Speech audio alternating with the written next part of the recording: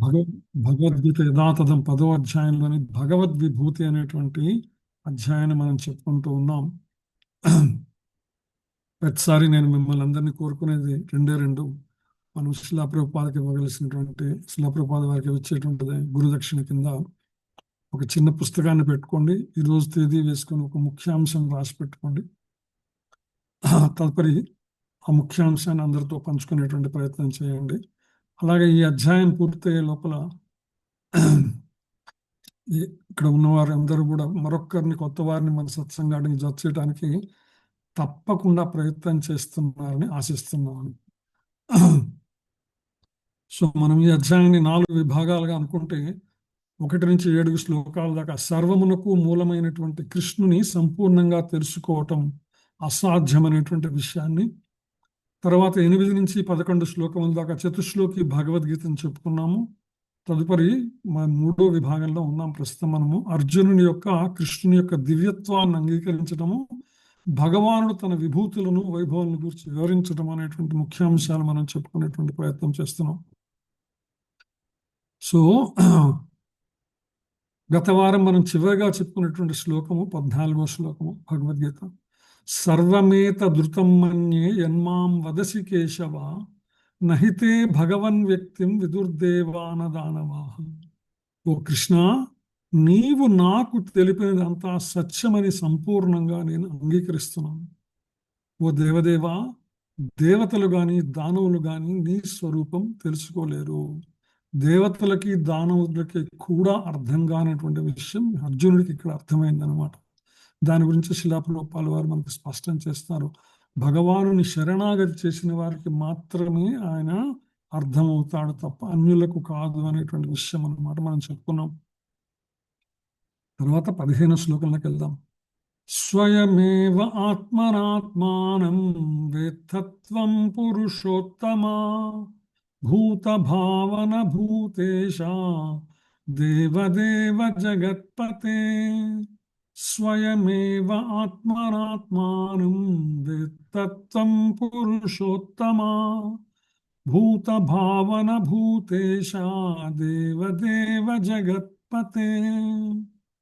హరే కృష్ణ. మత చౌతర శ్లోకం మీనింగ్. హరే కృష్ణ ప్రభు. హరే కృష్ణ మత.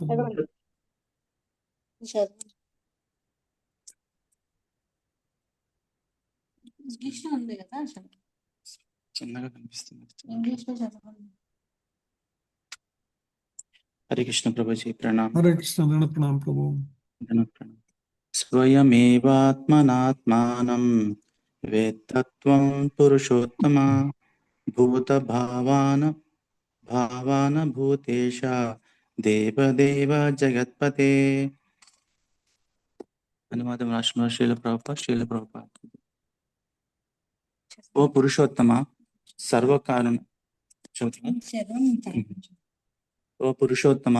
సర్వకారుణుడ సర్వేశ్వర దేవదేవ జగన్నాథ, నీ ఒక్కడివే నీ అంతరంగ శక్తి ద్వారా నిజముగా నిన్ను తెలిసిన వాడు. హరే కృష్ణ. నేను చదువుతాను. స్వయమేవాత్మనాత్మానం వేతత్వం పురుషోత్తమ భూత భావన భూతేశ దేవదేవ జగత్పతే. అనువాదం బై శ్రీల ప్రభుపాద. జై శ్రీల ప్రభుపాద.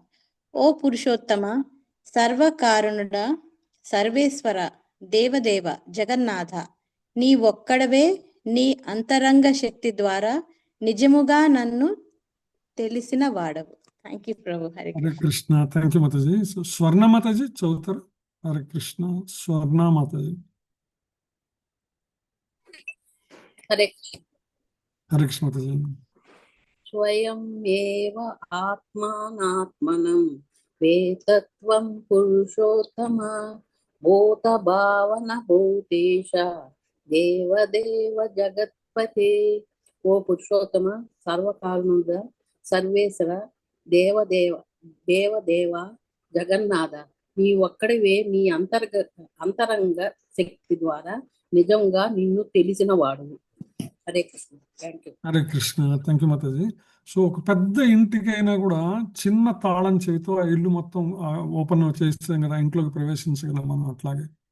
సో అదేవిధంగా ప్రతి శ్లోకంలో కూడా ఒక ముఖ్యమైనటువంటి పదం ఉంటుంది, కీలకమైనటువంటి పదం అనమాట. దాన్ని ఇంగ్లీష్లో కీవర్డ్స్ అంటాము, మన తెలుగులో ఏమన్నా కీలకమైనటువంటి పదం అని మనం చెప్పుకోవచ్చు. సో ఈ శ్లోకంలో కీలకమైనటువంటి పదం ఏంటంటే స్వయం ఏవా, నీ ఒక్కడవే, స్వయం నీవు, ఏవా నీ ఒక్కడవే అనేటువంటి విషయం ఏదైతే ఉన్నదో, పదం ఏదైతే ఉన్నదో, ఇది ప్రామాణికంగా మనం గుర్తుపెట్టుకుంటారంటే కనీసంలో కనీసం ఏంటంటే ఇవాళ మనం చెప్పుకున్నటువంటి శ్లోకములు ఎన్ని శ్లోకములు ఉన్నాయో అన్ని శ్లోకములు చెప్పుకుంటే అన్ని కనీసం ఒక్క శ్లోకానికి ఒక్క విషయం అన్నా మనం అర్థం చేసుకోగాని రాసుకోగలిగి ఉండాలి నోట్స్లో అనమాట. ఒక్క వాక్యం కూడా ఒక్క శ్లోకం గురించి రాసుకోలేకపోయినామంటే కనీసం ఒక పదమన్నా రాసుకోవాలా. కనీసం ఒక పదం రోజులో కనీసం ఒక వాక్యం అన్నా ఒక పదమన్నా మనం గుర్తుపెట్టుకోగలిగితేనే ఈ క్లాసులకు మనం వచ్చినటువంటి వాటి వల్ల ఉపయోగము, దాని నుంచి మనం తర్వాత ఏం తెలుసుకోగలం అనేటువంటిది. ఇప్పటికి కూడా నేను చిస్కాన్కి వెళ్ళినటువంటి మొట్టమొదటి రోజుల్లో నేను భక్తి వృక్ష క్లాసులకు అటెండ్ అయినటువంటి నోట్స్ నేను అప్పుడప్పుడు తీసుకొని చూసుకుంటుంటాను అనమాట. ఆ రోజుల్లో రాసుకున్న విషయములు ఏవైతే ఉన్నాయో అవి ఇప్పటికీ కూడా ఎంతో అద్భుతంగా పనిచేస్తూ ఉంటాయి. సో అది నేను అందరికీ విజ్ఞప్తి చేసేది. అందుకని ప్రతిసారి రాసి పెట్టుకోండి. కనీసం చివరిలో అందరూ కనీసం ఒక్కొక్కరు ఒక వాక్యం చెప్పండి, ఒక పదం చెప్పండి, ఒక విషయం చెప్పండి, ఈరోజు మనం తెలుసుకున్న విషయాలు, లేకపోతే మీకు నచ్చినవి కావచ్చు నచ్చనివి కావచ్చు అనేటువంటిది ప్రతిసారి మిమ్మల్ని వేడుకుంటాను అనమాట.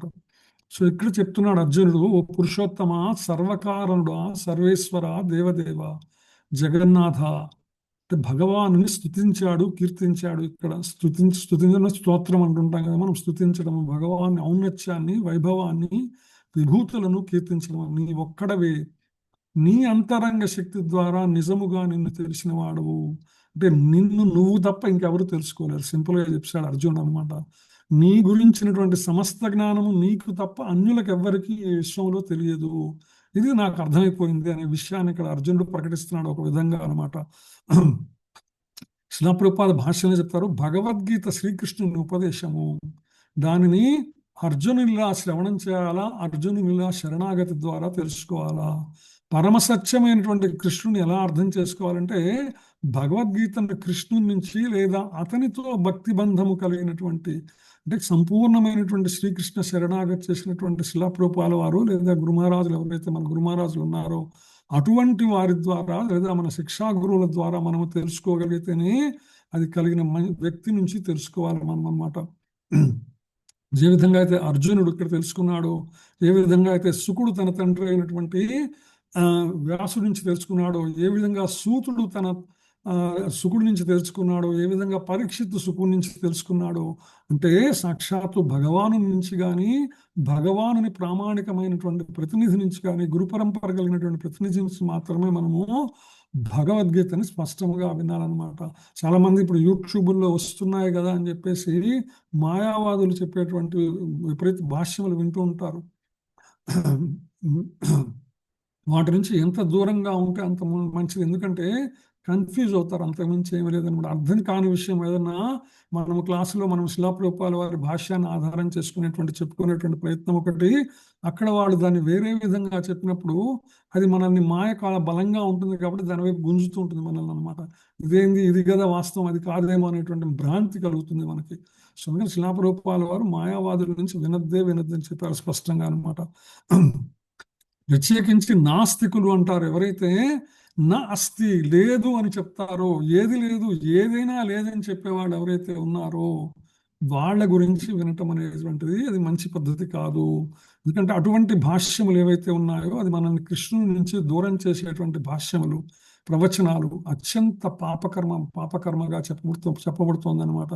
అంటే అటువంటి ప్రవచనములు కృష్ణుని నుంచి మనం దూరం చేసేటువంటిది, మనల్ని మళ్ళా భ్రాంతిలోకి మాయలోకి పడేసేటువంటి ప్రవచనములు కానీ భాష్యములు కానీ అవి చాలా పాపకర్మలతో సమానమవుతాయి. అందుకని వాటి నుంచి మనం జాగ్రత్తగా దూరంగా ఉండాలా. ప్రత్యేకించి కలియుగంలో కూడా ఈ యుగంలో ఈ సమయంలో ఏంటంటే యూట్యూబ్లు వాట్సాప్లో వచ్చేటువంటి మిథ్యావాదనలు, మిథ్యా భాష్యములు, మిథ్యా ప్రవచనములు కూడా ఏవైతే ఉన్నాయంటే మనల్ని భ్రాంతికి లోను చేసేటువంటి విషయముల యొక్క ప్రవాహం ఎక్కువగా ఉన్నది కాబట్టి మరింత గట్టిగా మనం సత్సంగాన్ని పట్టుకోవాలా. ఎందుకంటే ఒక నదీ ప్రవాహం వస్తున్నది, దాని నుంచి మనల్ని కాపాడగలిగేది ఏంటి? ఏదైనా దృఢమైనటువంటి ఆ ప్రవాహానికి ఎదురీదగలటానికి కనీసం ఆసరా ఇచ్చేటువంటిది ఏదైతే వృక్షము కానీ, లేదా ఒక వస్తువు కానీ, ఒక భవనం కానీ ఏదైనా ఉంటుందంటే దాన్ని గట్టిగా పట్టుకుంటే ప్రవాహం నుంచి మనం బయటపడగలం. లేకపోతే మనం కూడా ప్రవాహంలో కొట్టుకుపోతాం. సో ఇటువంటి ప్రస్తుత మాధ్యమాల ద్వారా వస్తున్న ఈ యొక్క భ్రాంతిమయమైనటువంటి ప్రవాహం నుంచి మనం నిలబెట్టగలిగేది సత్సాంగత్యం మాత్రమే, సాధు సాంగత్యం మాత్రమే. కృష్ణ భగవానుడు, కృష్ణ భక్తులు తప్ప ఎవరు కూడా ఈ సంసార సాగరం అనేటువంటి ప్రవాహం నుంచి, ప్రత్యేకించి ఈ యొక్క వాట్సాప్, యూట్యూబ్ అనేటువంటి మాయా ప్రవాహం నుంచి మనల్ని కాపాడలేరు. దాన్ని జాగ్రత్తగా ఉండాలి. ఎందుకంటే వారందరూ కూడా ఎవరికైతే శ్రీకృష్ణ భగవాను మీద శరణాగతి భావం ఉండదో ఆయనను కూడా కేవలం ఒక దేవతగానో, ఒక అధికారిగానో పరిగణిస్తారు. లేకపోతే శ్రీకృష్ణునికి స్నేహితుడుగాను అర్జునునికి స్నేహితునిగా మాత్రమే పరిగణిస్తారు. కానీ వాస్తవమైనటువంటి ఏతేచాంశ కళాపుంస కృష్ణస్తు భగవాన్ స్వయం అనేటువంటి జ్ఞానము తెలిసి, జ్ఞానాన్ని అనుభూతి చెంది చెప్పగలిగినటువంటి వాళ్ళు కాదన్నమాట. సో అందుకని ఇక్కడ అర్జునునికి ప్రత్యేకించి భగవాను యొక్క నిజ తత్వం చాలా స్పష్టంగా అర్థమైపోయింది. అందుకని ఆయనని పురుషోత్తమ అనేటువంటి పదంతో ఆయన్ని ప్రస్తావిస్తారనమాట. అంటే పురుషులు అంటే సశరీరులు, శరీరము కలిగినటువంటి వాళ్ళు. పురి అంటే ఈ యొక్క శరీరము, దేహము కింద చెప్పబడుతుంది అనమాట. సో ఈ పురుషులు ఎవరైతే ఉన్నారో, సశరీరులు ఎవరైతే ఉన్నారో వారిలో ఉత్తముడు కాబట్టి భగవానుని పురుషోత్తముడు అని చెప్తున్నారు. సో అందుకని పరతత్వ అవగాహనలో ఎవరైనా సరే శ్రీకృష్ణ అనుభూతికి చేరవలసినదే. ఇది అంతిమంగా తెలుసుకోవాలన్నటువంటి జ్ఞానతత్వం అన్నమాట. ఇదే విషయాన్ని శ్రీమద్ భాగవతంలో 1వ స్కందం 2వ అధ్యాయం 11వ శ్లోకంలో చెప్పబడుతుంది. శిలాప్రభుపాదుల వారు ఈ యొక్క శ్లోకాన్ని అనేక సందర్భములలో భాగవతంలో కానీ, భగవద్గీతలో కానీ, భాష్యములలో ప్రస్తావించారు. కొన్నిసార్లు ఆ విషయాన్ని ప్రస్తావించారు కానీ శ్లోక సందర్భాన్ని ప్రస్తావించలేదు. కానీ అనేక సార్లు శ్లోకాన్ని కూడా ఆయన ఈ యొక్క శ్లోకం యొక్క సంఖ్యను కూడా ఆయన ప్రస్తావించారు. అదేంటంటే వదంతి తత్తత్వ విధస్తత్వం యత్ జ్ఞానమద్వయం బ్రహ్మేతి భగవానితి పరమాత్మేతి భగవానితి శబ్దతే. 3 మాటలండి జ్ఞానానికి. ఏంటా జ్ఞానము? అది జ్ఞానం అద్వయం, ద్వితీయం లేదు, దానికి రెండోటి అంటూ లేదు, ఒకే ఒక జ్ఞానం ఉన్నది. ఆ జ్ఞానమునకు 3 పదములు. ఏంటవి? బ్రహ్మము, పరమాత్మ, భగవానుడు. ఈ 3టిని తెలుసుకోవటమే జ్ఞానం, వాస్తవమైనటువంటి జ్ఞానం అన్నమాట. సో అదే విషయాన్ని అక్కడ చెప్పబడింది అనమాట. పరమతత్వం అనేటువంటిది నిరాకార బ్రహ్మము, పరమాత్మ అంచమున శ్రీకృష్ణ భగవానులా వివిధ దశలలో అనుభవానికి వస్తుంది అనమాట. కొందరికి ఒకే జన్మలో వస్తుంది, కొందరికి అనేక జన్మలు ఎత్తాల్సి వస్తుంది.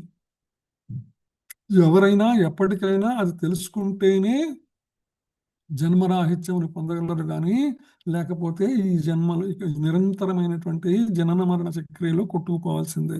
అందుకని దేవదేవుని యొక్క స్వీయ రూపాన్ని సామాన్య మానవుడు కానీ, బ్రహ్మానుభవం లేదా పరమాత్మ అనుభూతి కలిగిన ముక్త పురుషుడు కానీ ఎవరు కూడా అర్థం చేసుకోలేరు. కేవలం శరణాగతులకు మాత్రమే సాధ్యమవుతుందన్నమాట. అర్జునునిలాగా, సుత మహామునిలాగా, లేదా పరీక్షిత్ లాగా, సుఖదేవ గోస్వామి లాగా. సో అందుకని ఇక్కడ మరొక పదాన్ని ఉపయోగించాడు అర్జునుడు. భూత భావన అంటే సర్వకారణుడా, పురుషోత్తముడైనప్పటికీ కూడా జీవులందరికీ కూడా ఆయన తండ్రి. అందుకనే అది తెలియటం కోసం అర్జునుడు ఆయన భూత భావన అని సంబోధించారు.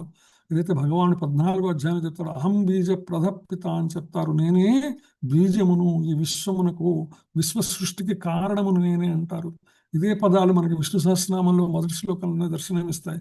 విశ్వం విష్ణుర్ వషట్కారో భూత భవ్య భవత్ ప్రభు భూతకృత్ భూత భృద్భావో భూతాత్మ భూత భావన అని అక్కడ కూడా మనకి స్పష్టం చేస్తారనమాట. అలాగే దేవదేవ అనేటువంటి మరొక పదాన్ని వాడాడు ఇక్కడ అర్జునుడు.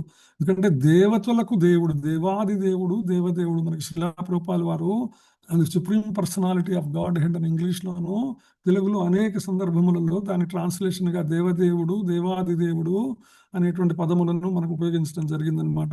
ఎందుకంటే శాంతాకారం భుజగశయనం పద్మనాభం సురేశం, సుర ఈశము, సురులకు ఈశ్వరుడు, దేవతలందరికీ కూడా ఆయనే అధిపతి, భగవానుడు అనే విషయం అక్కడ కూడా మనకి స్పష్టమవుతుందన్నమాట. దేవతాపూజ్యుడైనటువంటి దేవదేవుడని శ్రీకృష్ణుడు అర్జునుని కీర్తించినాడు. ఇక్కడ మనకి విష్ణు సహస్రనామంలోనే ఒక సందర్భంలో మొదట్లోనే వస్తుంది, మనకి యుధిష్ఠిరుడు అడుగుతాడు, కిమి ఏకం దైవతం లోకే, ఈ యొక్క శ్లోకములలో సమస్తమైనటువంటి జగత్తులో కిం ఏకం, ఒకే ఒక్క దైవం ఏది అని అడుగుతాడు, ఒక ప్రశ్న అడుగుతాడు. ఆయన అడిగినటువంటి 6 ప్రశ్నలలో ఒకటదనమాట. కిమేకం దైవతం లోకే కిం వాప్యేకం పరాయణం స్తువంతః కమర్చత్తః ప్రాప్నుర్మానవా శుభం అని అడుగుతాడు ఇలా శ్లోకంలో అనమాట. విష్ణు సహస్రనామం మొదట్లో వచ్చినటువంటి శ్లోకంలో. దానికి భీష్ముడు ఏమని సమాధానించాడు? జగత్ప్రభుం దేవదేవం అనంతం పురుషోత్తమం. ఇక్కడ అర్జునుడు ఏ పదాలను ప్రస్తావించాడో అవే పదాలను అక్కడ భీష్ముడు ప్రస్తాడు. ఎవరో అడుగుతారవే అని మన ఎదురుగా నుంచో ఉన్నాడు, ఆయన శ్రీకృష్ణ భగవానుడు.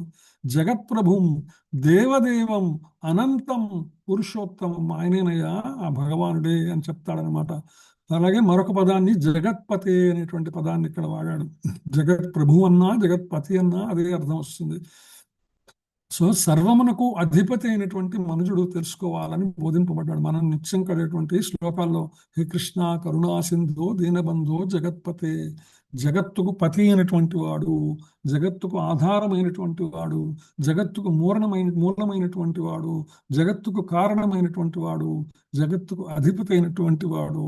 గోపేశ గోపికాకాంత రాధాకాంత నమోస్తుతే అని చెప్పుకుంటాం. అలాగే శ్రీమద్ భాగవతంలో ఉత్తర కూడా ప్రస్తావిస్తున్నమాట. ఎప్పుడైతే ఆమె గర్భం మీదకి ఆ బ్రహ్మాస్త్రం వస్తుంటే ఆ వేడి తట్టుకోలేక ఆమె ఏ విధంగా అయితే అశ్వత్థామ బ్రహ్మాస్త్ర వేడికి అనమాట. సో ఆమె కృష్ణుని దగ్గరికి పరిగెత్తుకుంటూ వచ్చి పాహి పాహి మహాయోగిన్ దేవదేవ జగత్పతే నా అన్యం త్వదమయం పశ్యే యత్ర మృత్యు పరస్పరం. ఇక్కడ నేను మృత్యువు తప్పితే ఎవరు లేము, ఇంకా అటో ఇటో తేలిపోయేటువంటి పరిస్థితి. అందుకని మహాయోగి దేవదేవ జగత్పతి అని కీర్తిస్తుంది అనమాట. అక్కడ నా అన్యం, నువ్వు తప్ప ఈ భయాన్ని నుంచి నన్ను ఎవరు కాపాడలేరు అని స్పష్టంగా ఆమె అక్కడ భగవాన్ని కీర్తిస్తుంది అనమాట. సో ఆ విషయాలన్నీ మనకి 15వ శ్లోకంలో శిలా ప్రభుపాదుల వారి భాష్యముల ద్వారా భగవద్గీత భాగవతంలో చెప్పబడిన వివరముల ద్వారా మనం అర్థం చేసుకునేటువంటి ప్రయత్నం చేశాం. తర్వాత 16వ శ్లోకంలోకి వెళ్దాం మనం. వక్తుమర్హస్య శేషేణ దివ్యాహ్యాత్మ విభూతయః యాభిః విభూతిభిః లోకాన్ ఇమాన్ త్వం వ్యాప్య తిష్టసి. వక్తుమర్హస్య శేషేణ దివ్యాహ్యాత్మ విభూతయః యాభిః విభూతిభిః లోకాన్ ఇమాన్ త్వం వ్యాప్య తిష్టసి. హరే కృష్ణ.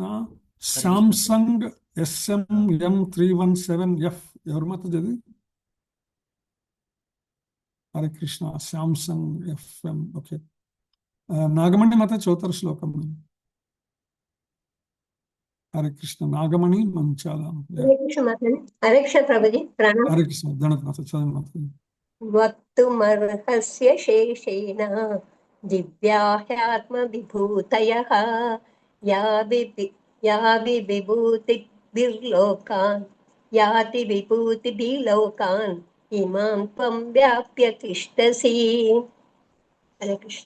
నీవు ఏ దివ్య విభూతుల ద్వారా ఈ లోకములు అన్నింటినీ యందు వ్యాపించి ఉన్నావో వాటిని అన్నింటినీ నాకు దయతో వివరముగా తెలియజేయము. హరే కృష్ణ. హరే కృష్ణ. Thank you mataji. లక్ష్మీ కోసిరి మాతాజీ చదువుతారా? హరే కృష్ణ ప్రభు. దండవత్ ప్రణామ ప్రభు. హరే కృష్ణ. హరే కృష్ణ. వక్తుమర్హస్య శేషేణ దివ్యాహ్యాత్మ విభూతయః యాభిః విభూతిభిః లోకాన్ ఇమాన్ త్వం వ్యాప్య తిష్టసి. వక్తుమర్హస్య శేషేణ దివ్యాహ్యాత్మ విభూతయః యాభిః విభూతిభిః లోకాన్ ఇమాం త్వం వ్యాప్య తిష్టసి. అనువాదం బై శ్రీల ప్రభుపాద్. జై శ్రీల ప్రభుపాద్. నీవు ఏ దివ్య విభూతుల ద్వారా ఈ లోకమును అన్నింటి యందు వ్యాపించి ఉన్నావో వాటిని అన్నింటినీ నాకు దయతో వివరముగా తెలియచేయు. హరే కృష్ణ. హరే కృష్ణ. Thank you mataji. రాధా మాతాజీ మీరు చదువుతారా? హరే హరే కృష్ణ. కృష్ణ. రాధా మాతాజీ. హరే రాధా మాతాజీ మీరు మ్యూట్ లోనే ఉన్నారు ఇంకా. ఓకే, ఎవరు మాతాజీ? విలాసిని మాతాజీ చదువుతారు మాత, హరే చదవండి కృష్ణ ప్రభు. హరే ప్రణామం ప్రభు. జగన్నాథ్ మాతాజీ. వక్తుమర్హస్య శేషేణ దివ్యాహ్యాత్మ విభూతయః యాభిః విభూతిభిః లోకాన్ ఇమాన్ త్వం వ్యాప్య తిష్టసి. నీవు ఏ దివ్య విభూతుల ద్వారా ఈ లోకములన్నింటి యందు వ్యాపించి ఉన్నావో వాటిని అన్నింటినీ నాకు దయతో వివరంగా తెలియజేయము. Hare Krishna Prabhu. Thank you Prabhu. Hare Krishna. So thank you Mataji.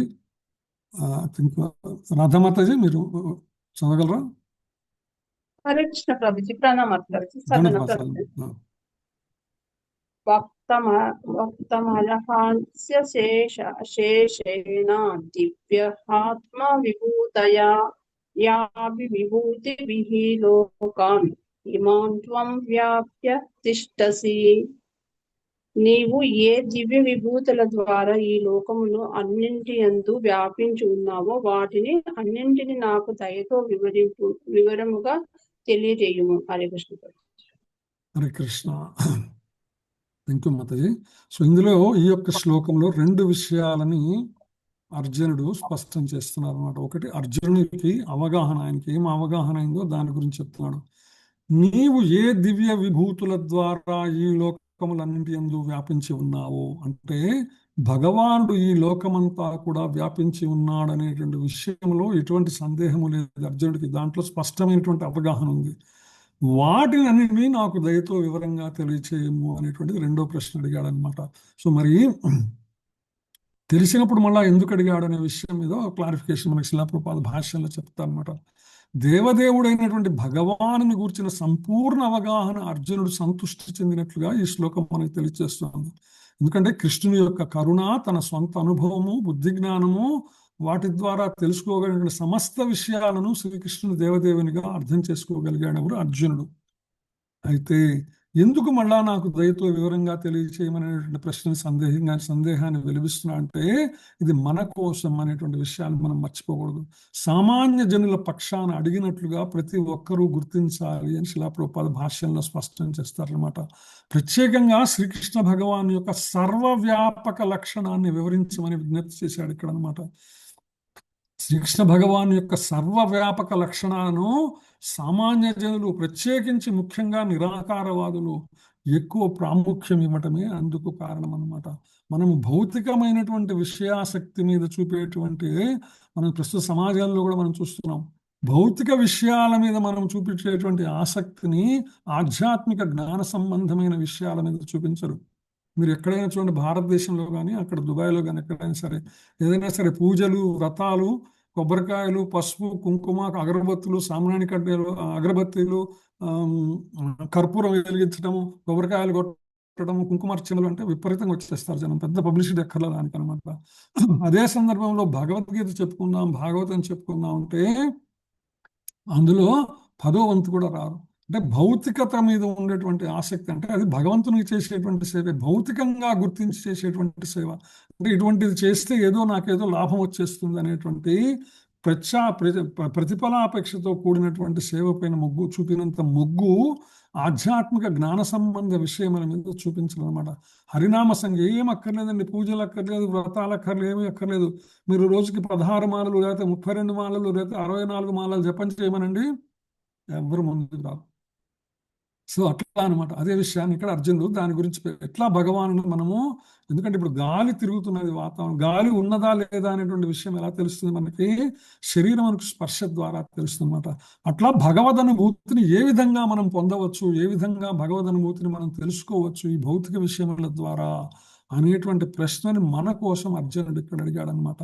ఎందుకంటే శ్రీకృష్ణ వ్యాపకత తెలియజేయడానికి శ్రీకృష్ణుడు సర్వత్రా వ్యాపించి ఉన్నాడని, అన్నిటినీ ఆరాధించడం ఆయనను ఆరాధించడంతో సమానం కాదు అనే విషయానికి కూడా మనకు క్లారిటీ ఇవ్వటం కోసం అనమాట. అంటే భగవంతుడు అంతటా ఉన్నాడు కదండి, అందరినూ దేన్ని ఆరాధిస్తే ఏముంది అనేటువంటి ఒక పిచ్చి ప్రశ్న మనం తరచుగా ఎదుర్కొంటూ ఉంటాం అనమాట. దానికి కూడా భగవానుడు సమాధానం ఇస్తారు. ఎందుకంటే దానికి అందరినీ ఆరాధించడం తప్పులేదు, అన్ని ఆరాధనలో నువ్వు శ్రీకృష్ణుని చూడగలుగుతున్నావా లేదా ఇది ముఖ్యమైనటువంటి విషయం అన్నమాట. చాలా సులభంగా మనం సమాజంలో వినేటువంటి వాక్యం ఏంటంటే మానవ సేవే మాధవ సేవ అంటుంటారు.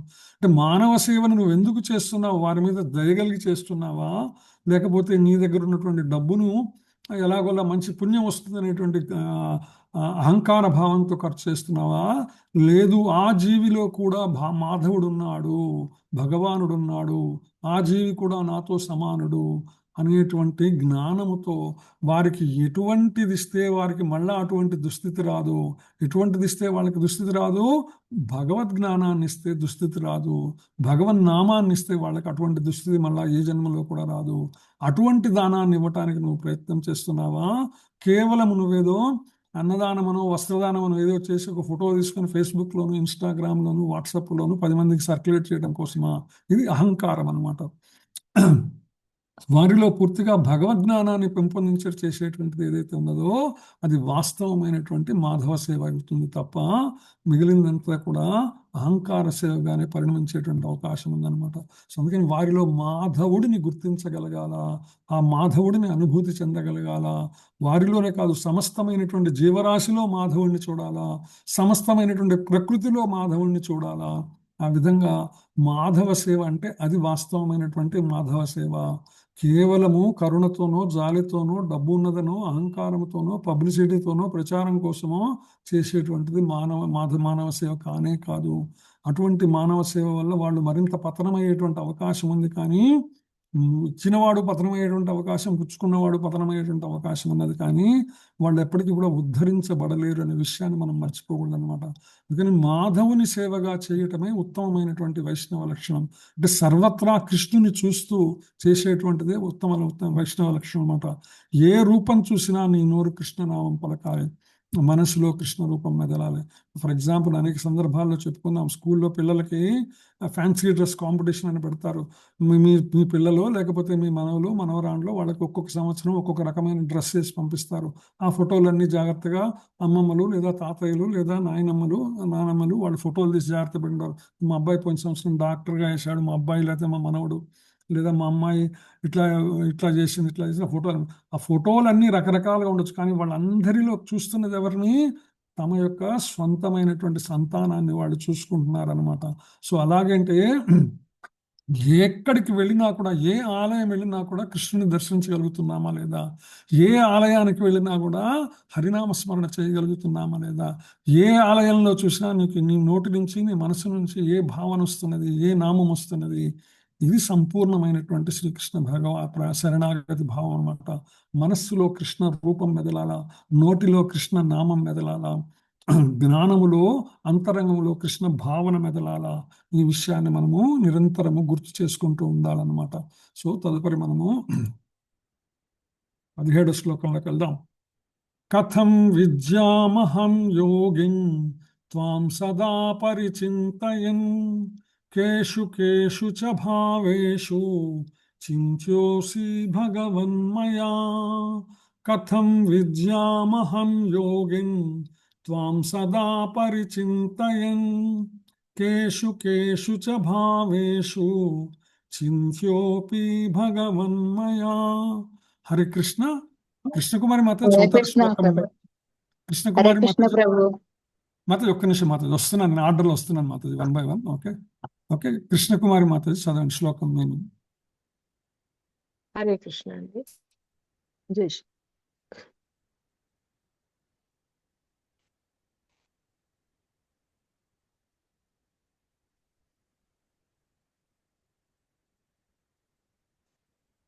వినపడుతుందండి? హరే కృష్ణ మాతాజీ, అయిపోయిందా మాతాజీ? వాయిస్ రాలేదు ప్రభు. రాలేదా? కృష్ణకుమారి మాతాజీ చదవలేదా? ఓకే, కథం వినపడుతుందండి? వినపడుతుంది మాతాజీ, ఇప్పుడు మాట్లాడుతుంది, చెప్పండి. హరే కృష్ణ. కథం విద్యామహం యోగిన్ త్వాం సదా పరిచింతయన్ కేషు కేషు చ భావేషు చింత్యోసి భగవన్మయా. ఓ కృష్ణ, యోగీశ్వర, నిన్ను సర్వదా నేను ఎలా చింతించగలను మరియు నిన్నెటులా తెలుసుకోగలను? ఓ దేవదేవా, ఏ ఏ రూపములలో నిన్ను స్మరించవలెను? Hare Krishna. Thank you. Hare Krishna. Thank you mataji. Jayashri Sevini mataji. Jayashri Sevini Devidas mataji. Hare Krishna Prabhuji, దండవత్ ప్రణామం. హరే కృష్ణ. దండవత్. కథం విద్యామహం యోగిన్ త్వాం సదా పరిచింతయన్ కేషు కేషు చ భావేషు చింత్యోసి భగవన్మయా. ఓ కృష్ణ యోగీశ్వర, నిన్ను సర్వదా నేను ఎలా చింతించగలను మరియు నేను ఎటులా తెలుసుకోగలను? ఓ దేవదేవ, ఏ ఏ రూపంలో నిన్ను స్మరించగలను? Hare Krishna. Thank you. Hare Krishna. Thank you mataji. Gita mataji. Gita. Hare Krishna. ప్రణమ్స్. హరే కృష్ణ. ప్రణమ్స్. కథం విద్యామహం యోగిన్ త్వాం సదా పరిచింతయన్ కేషు కేషు చ భావేషు చింత్యోసి భగవన్మయా. ఓ కృష్ణ యోగీశ్వర, నిన్ను సర్వదా నేను ఎలా చింతించగలను మరియు నిన్ను ఎట్లా తెలుసుకోగలను? ఓ దేవదేవ, ఏ ఏ రూపములలో నిన్ను స్మరించవలను? హరే కృష్ణ. ప్రణామం. Hare Krishna. Thank you Mataji. So ఇక్కడ భగవానుని నేరుగా అర్జునుడు అడుగుతున్నాడు. మనలో ఉండేటువంటి మనకు కూడా సహజంగా వచ్చేటువంటి సందేహాలు ఇవే. స్వామి, నేను సర్వదా ఎలా చింతించగలను? నిన్ను ఎలా నేను స్మరించాలా నిరంతరము కూడా? నిన్ను ఎలా తెలుసుకోవాలా? నువ్వు ఏ ఏ రూపంలో నిన్ను స్మరించాలా? ఇవి మూడిటికి మనకు ఉండేటువంటి సామాన్యంగా మనందరికీ ఉండేటువంటి సందేహం ఉన్నాయి. ఎలా చింతించాలా, ఎలా తెలుసుకోవాలా, ఎలా స్మరించాలా? ఈ మూడు విషయాలు కూడా తెలియచేయి అని అడిగాడు అర్జున్ అనమాట. దేవదేవుడు అనేటువంటి శ్రీకృష్ణుడు తన యోగమాయ చే కప్పబడి ఉంటాడు. ఆయన ఎప్పుడు కూడా, అందుకని ఈయన సామాన్యమైనటువంటి వారికి, దానవులకు, నాస్తికులకు ఎప్పుడు కనపడ్డనమాట. కేవలం శరణాగతులైనటువంటి భక్తులు ఎవరైతే ఉన్నారో, మహాత్ములు ఎవరైతే ఉన్నారో వాళ్ళు మాత్రమే ఆయనను చూడగలరు అనే విషయాన్ని ఇక్కడ శిల ప్రభుపాద మనకు భాష్యంలో స్పష్టం చేస్తారనమాట. ప్రత్యేకించి అర్జునుని కరుణ ఏంటంటే, ఇక్కడ అర్జునుడు కృష్ణుని యొక్క దైవత్వాన్ని సంపూర్ణంగా ఆయనకి విశ్వాసం ఉన్నప్పటికీ కూడా మనలాంటి సామాన్య మానవులు కూడా ఆ సర్వవ్యాపి అయినటువంటి భగవంతుని ఎలా అర్థం చేసుకోవాలో తెలుసుకోవడం కోసం సమస్తం మనందరికీ కూడా ఉపయోగపడేటువంటి ఈ ప్రశ్నను వేశాడనమాట. మనందరిలో సహజంగా ఉండేటువంటి సందేహాలు ఏవైతే ఉన్నాయో ఆ సందేహాలని మనందరి కోసము నరనారాయణ రూపంలో అయినటువంటి నరుని అవతారమైనటువంటి అర్జునుడు, నారాయణుడైనటువంటి కృష్ణుని ఆయన అర్థిస్తున్నాడు మన కోసం అనమాట. సో అందుకని ఇక్కడ ప్రత్యేకంగా యోగిన్ అనే పదం గురించి శిలా ప్రభుపాద భాష్యంలో ప్రస్తావిస్తారు. శ్రీకృష్ణుడు తనను కప్పి ఉంచే యోగమాయకు ప్రభువు.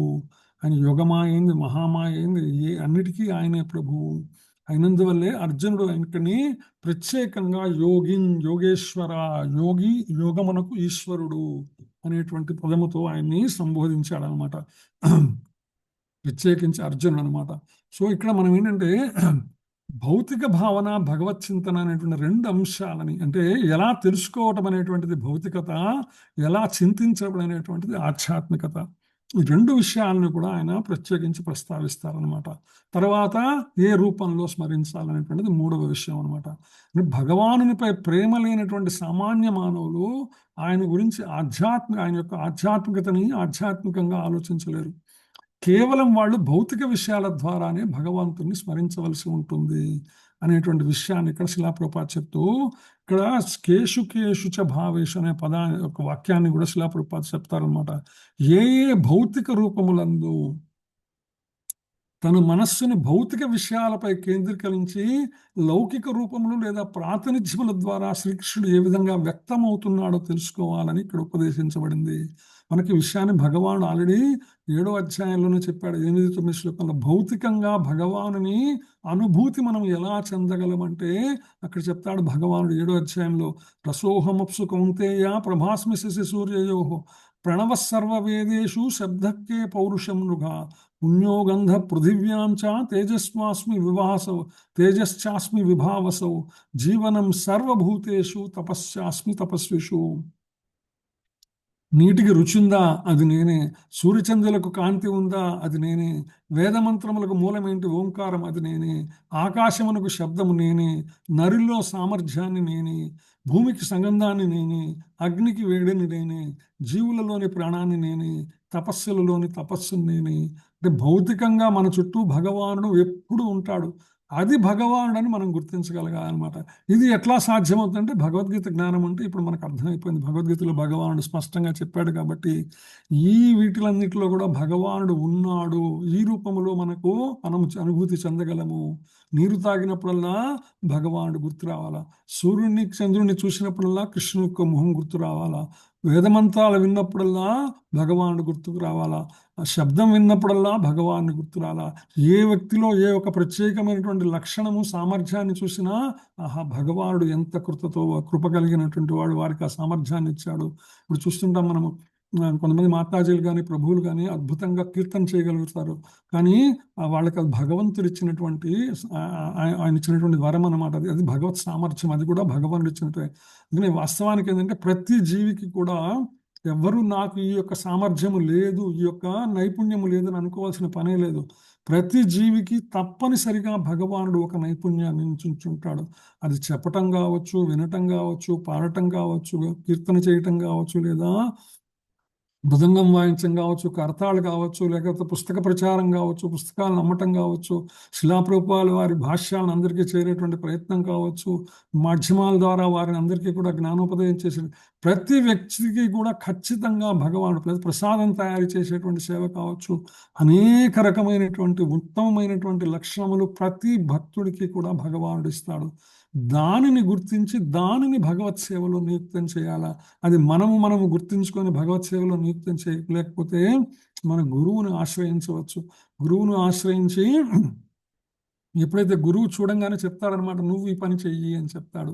సో వారికి ఆ యొక్క శక్తి ఉంది. ఉదాహరణకు శిలాప్రభుపాదుల వారు మొట్టమొదటిసారి భక్తి సిద్ధాంత సరస్వతి స్వామిని కలిసినటువంటి మొదటి పరిచయములోనే భక్తి సిద్ధాంత సరస్వతి స్వామి శిలాప్రభుపాద చెప్పారు, నువ్వు పాశ్చాత్య దేశములకు వెళ్ళి ప్రయాణం చెయ్యి అంటే ఒక బీజం ఆయన మనసులో నాటేశారు. అప్పుడే మొట్టమొదటిసారి కలిసినప్పుడు అనమాట. అంటే మొట్టమొదటిసారి శిలాప్రభుపాదుల వారిలో ఉన్నటువంటి ఆ యొక్క భగవంతుని ఆదేశాన్ని ఆ గురువు గుర్తించగలిగారనమాట. ఇది గురువులు గుర్తించగలరు. మనం గుర్తించుకొని మనం ఆ సేవలో నిమగ్నం అవటమా, లేకపోతే గురువులను ఆశ్రయించి వారి ఆదేశాలను యథాతథంగా అనుసరించేటువంటి ప్రయత్నం చేయటమా, ఇది ఎవరికి వాళ్ళు తెలుసుకోవాల్సినటువంటి సామర్థ్యం అనమాట. నరునిలో సామర్థ్యం భగవానుడు. భూమి నుంచి చక్కటి వాసన వస్తుంది. ప్రత్యేకించి ఎండాకాలం అయిపోయిన తర్వాత వర్షాకాలం మొదలవగానే బాగా ఎండినటువంటి నేల మీద వర్షపు చినుకు పడంగానే ఒక అద్భుతమైనటువంటి వాసన వస్తుంది అనమాట. అది ఏ గంధములో సెంట్లో కాదు, మట్టి వాసన అని మనం చెప్పుకుంటూ ఉంటాం అనమాట. ఎంత ఆహ్లాదంగా ఉంటుందంటే ఆ మట్టి వాసన మీలో అందరికీ చాలా మందికి అనుభూతి చెందినటువంటి విషయమే. ఆ వాసన పదే ఒకసారి ఇప్పుడు చాలా సంవత్సరాల తర్వాత నేను దుబాయ్ నుంచి ఇండియాకు వచ్చి ప్రయాణం చేస్తూ ఉంటే, హైదరాబాద్ నుంచి మా ఊరికి వెళ్తుంటే వర్షం పడింది. వర్షం పడంగానే ఒక్కసారి ఆగి కిందకి దిగితే ఆ ఎండిన నేల మీద పడినటువంటి వర్షపు వాసన అద్భుతంగా అనిపించింది అనమాట. సో ఇది అందరూ కూడా సుగంధం అనేది, ఈ సుగంధం అందరూ ఆస్వాదించి ఉంటారు. అలాగే అగ్నిలో ఉష్ణమును ప్రతిరోజు మనం ప్రసాదం తయారు చేసుకుంటున్నాం, భగవానికి ప్రసాదం తయారు చేసుకుంటున్నాం. ఆ ప్రసాదాన్ని తయారు చేయడానికి అవసరమైన అగ్ని ఎవరు? భగవానుడు. ఆ ప్రసాదం ఇచ్చింది ఎవరు? భగవానుడు. ఎవరి కోసం చేస్తున్నాం? భగవానునికి. ఎవరికి ఇస్తున్నాం, నివేదన చేస్తున్నాం? భగవానునికి. మనం తర్వాత ప్రసాదం తీసుకుంటే మనలో ఉన్నటువంటి భగవానుడు దాన్ని జీర్ణం చేస్తున్నాడు. అహం వైశ్వానరో భూత్వా ప్రాణినాం దేహమాశ్రిత ప్రాణాపాన సమాయుక్త పచామ్యన్నం చతుర్విధమని. అంటే నిద్ర లేచినప్పటి నుంచి, కన్నులు తెరిచినప్పటి నుంచి మళ్ళా కన్ను మూసుకున్న తర్వాత కన్నులు నిద్రలో కూడా భగవానుని యొక్క ఇంటర్ఫీరెన్స్ లేకుండా, ఆయన యొక్క కరుణ లేకుండా ఏది సానుకూలం కాదనమాట. అందుకనే జీవులలోని ప్రాణాన్ని నేనే, తపస్సుల్లోని తపస్సును, ఇది ప్రతి ఒక్కటి కూడా భగవన్మయమని గుర్తించడమే భగవానుని భౌతికంగా మనము అనుభూతి చెందటము అనే విషయాన్ని మనము నిరంతరము మనల్కి మనం గుర్తు చేసుకుంటూ ఉండాలన్నమాట. తర్వాత 18వ శ్లోకంలోకి వెళ్దాం మనం. విస్తరేణాత్మనో యోగం విభూతించ జనార్దన భూయః కథయ తృప్తిర్హి శృణ్వతో నాస్తి మే మృతం. విస్తరేణాత్మనో యోగం విభూతించ జనార్దన భూయః కథయ తృప్తిర్హి శృణ్వతో నాస్తి మే మృతం. హరే కృష్ణ. దీన్ శరణ్ మాతాజీ, దీన్ శరణ్ దేవిదాసి మాత చదువుతాను. హరే కృష్ణ. దీన శరణ దేవిదాసి మాతాజీ. ఓకే, సిహెచ్వి వెంకటేశ్వర్లు మాతాజీ చదువుతారా మీరు శ్లోకం ఏందో? Hare Krishna. Okay Prabhuji. Hare Krishna Mata. Tamil Mata please. విస్తరేణాత్మనో యోగం విభూతించ జనార్దన భూయ కథయ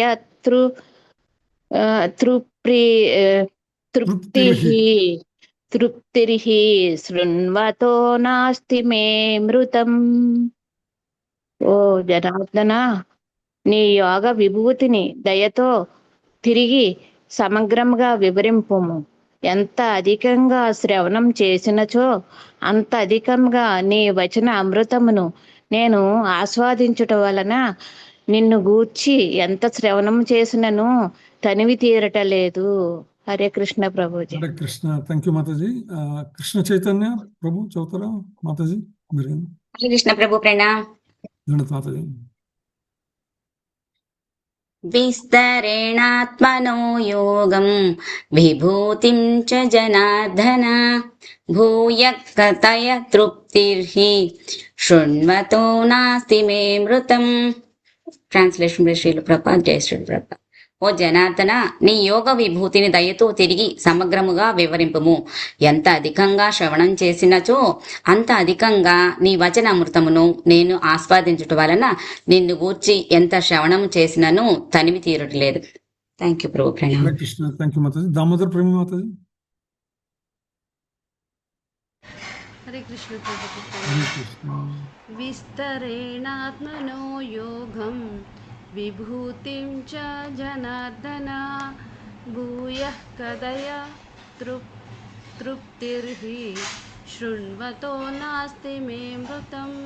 ఓ జనార్దన, నీ యోగ విభూతిని దయతో తిరిగి సమగ్రముగా వివరింపుము. ఎంత అధికముగా శ్రవణ చేసినచో అంత అధికముగా నీ వచన అమృతమును నేను ఆస్వాదించడం వలన నిన్ను గురించి ఎంత శ్రవణం చేసినను తనివి తీరుట లేదు. Hare Krishna. Thank you Prabhu. Hare Krishna. Thank you Mataji. So Janardana, నీ యోగ సారీ విభూతి నుండి ఇందాక పాపని ట్యూషన్ లో దించడానికి. I'm so sorry. పర్లేదు మాతాజీ, మళ్ళీ నెక్స్ట్ శ్లోకాన్ని పిలుస్తాను మాతాజీ. ఓకే. హరే కృష్ణ. పర్లేదు. హరే కృష్ణ. సో ఓకే జనార్దన, నీ యోగ విభూతిని దయతో తిరిగి సమగ్రంగా వివరించు. మళ్ళా వినాలనుకుంటున్నాడు ఎవరు? కృష్ణుడు, అర్జునుడు. మనం కూడా అంతే కదా. భగవద్గీతను మనం ప్రతి శ్లోకాన్ని ఎన్నిసార్లు ఎందరి దగ్గర వినుంటాము, కానీ విన్న ప్రతిసారి మళ్ళా కొత్తగానే మనకు కనిపిస్తూ ఉంటుంది. విన్న ప్రతిసారి మనకు కొత్త విషయం అందులో అర్థమవుతూనే ఉంటుంది అనమాట. సో అలా నిరంతరము భగవాను యొక్క నామము కానీ, కథ కానీ, లీలలు కానీ నిరంతర శ్రవణము చేస్తూ ఉన్నా కూడా మరింత కొత్తదాన్ని ఆస్వాదిస్తూనే ఉంటాం. దానికి అంతము లేనటువంటి ఆనందాన్ని అనుభవిస్తూ ఉంటాం అనమాట మనం. సో అందుకని ఎంత అధికంగా శ్రవణం చేసినచో అంత అధికంగా నీ వచనామృతాన్ని నేను ఆస్వాదిస్తున్నాను. అందువల్ల నిన్ను గురించి ఎంత శ్రవణం చేసినా తనివి తీరటం లేదయ్యా స్వామి. నీ గురించి ఇంకా ఇంకా ఇంకా ఇంకా వినాలనిపిస్తూనే ఉన్నది మాకు అని అర్జునుడు ఆయన్ని అర్థిస్తున్నాడు అనమాట. కృష్ణుని గురించి శ్రవణం తేనెను ఆస్వాదన చేయటం లాంటిది అంటున్నారు శ్రీల ప్రభుపాద. ఎందుకంటే కృష్ణ స్మృతి చే రసాస్వాదన పొందవచ్చు. కృష్ణుని గురించి ఎంత విన్నా కూడా అసంతృప్తి అనేటువంటిది ఉండదన్నమాట. మనం వల్లభాచార్యులు వారు రాసినటువంటి మధురాష్టకం వింటున్న అధరం మధురం వదనం మధురం అన్నమాట. ఇదే విషయాన్ని సూత గోస్వామి కూడా శ్రీమద్భాగవతంలో చెప్తారు. ప్రథమ స్కందంలోని వయంతున వితృప్యామ ఉత్తమ శ్లోక విక్రమే శృణ్వతాం రసజ్ఞానాం స్వాదు స్వాదు పదే పదే, స్వాదు స్వాదు పదే పదే, మరలా మరలా ఆస్వాదించాలని అనిపిస్తూ ఉంటుంది. ఉత్తమ శ్లోకుడైనటువంటి శ్రీకృష్ణుని దివ్య లీలలను నిరంతరం శ్రవణం చేసినా కూడా అది తనివి తీరదు, ఆ దాహం తీరనటువంటిది ఉన్నట. సో శ్రీకృష్ణునితో దివ్య సంబంధాన్ని కలిగినటువంటి వాళ్ళందరూ కూడా ఆయన లీలా వర్ణల్ని అడుగడుగున ఆస్వాదిస్తారు. భగవానుడు అదే చెప్తాడు, మత్త పరతరన్నాం ఎత్తించదస్తి ధనంజయ. సారీ, శ్లోకం ఏంటి? మయి సర్వమిదం పుత్రం సూత్రే మణిగణాయ. కాదు మాతాజీ, కాదు మాతాజీ. Okay okay. బోధయంత పరస్పరం కథయంతస్య మాం నిత్యం తేషాం సతతయుక్తానాం భజతాం ప్రీతిపూర్వకం దదామి బుద్ధియుక్త. నో కాదు ప్రభు, అహం సర్వస్య తర్వాత వస్తుంది. అవునా మాతాజీ. బోధయంత పరస్పరం కథయంతస్య మాం నిత్యం ప్రభుజీ మచ్చిత్త thank you mataji. Okay. So మచ్చిత్త మద్గత ప్రాణ, మచ్చిత్త మద్గత ప్రాణ, నన్ను ఉదయంత ఎవరైతే వారి పరస్పరం మనస్సులో ధరించి ఉన్నారో, మద్గత ప్రాణ, నన్ను శరణాగతి చేసినటువంటి జీవులు ఎవరైతే ఉన్నారో, బోధయంత పరస్పరం, ఒకళ్ళకొకళ్ళు చెప్పుకుంటుంటారు. ఏంటది?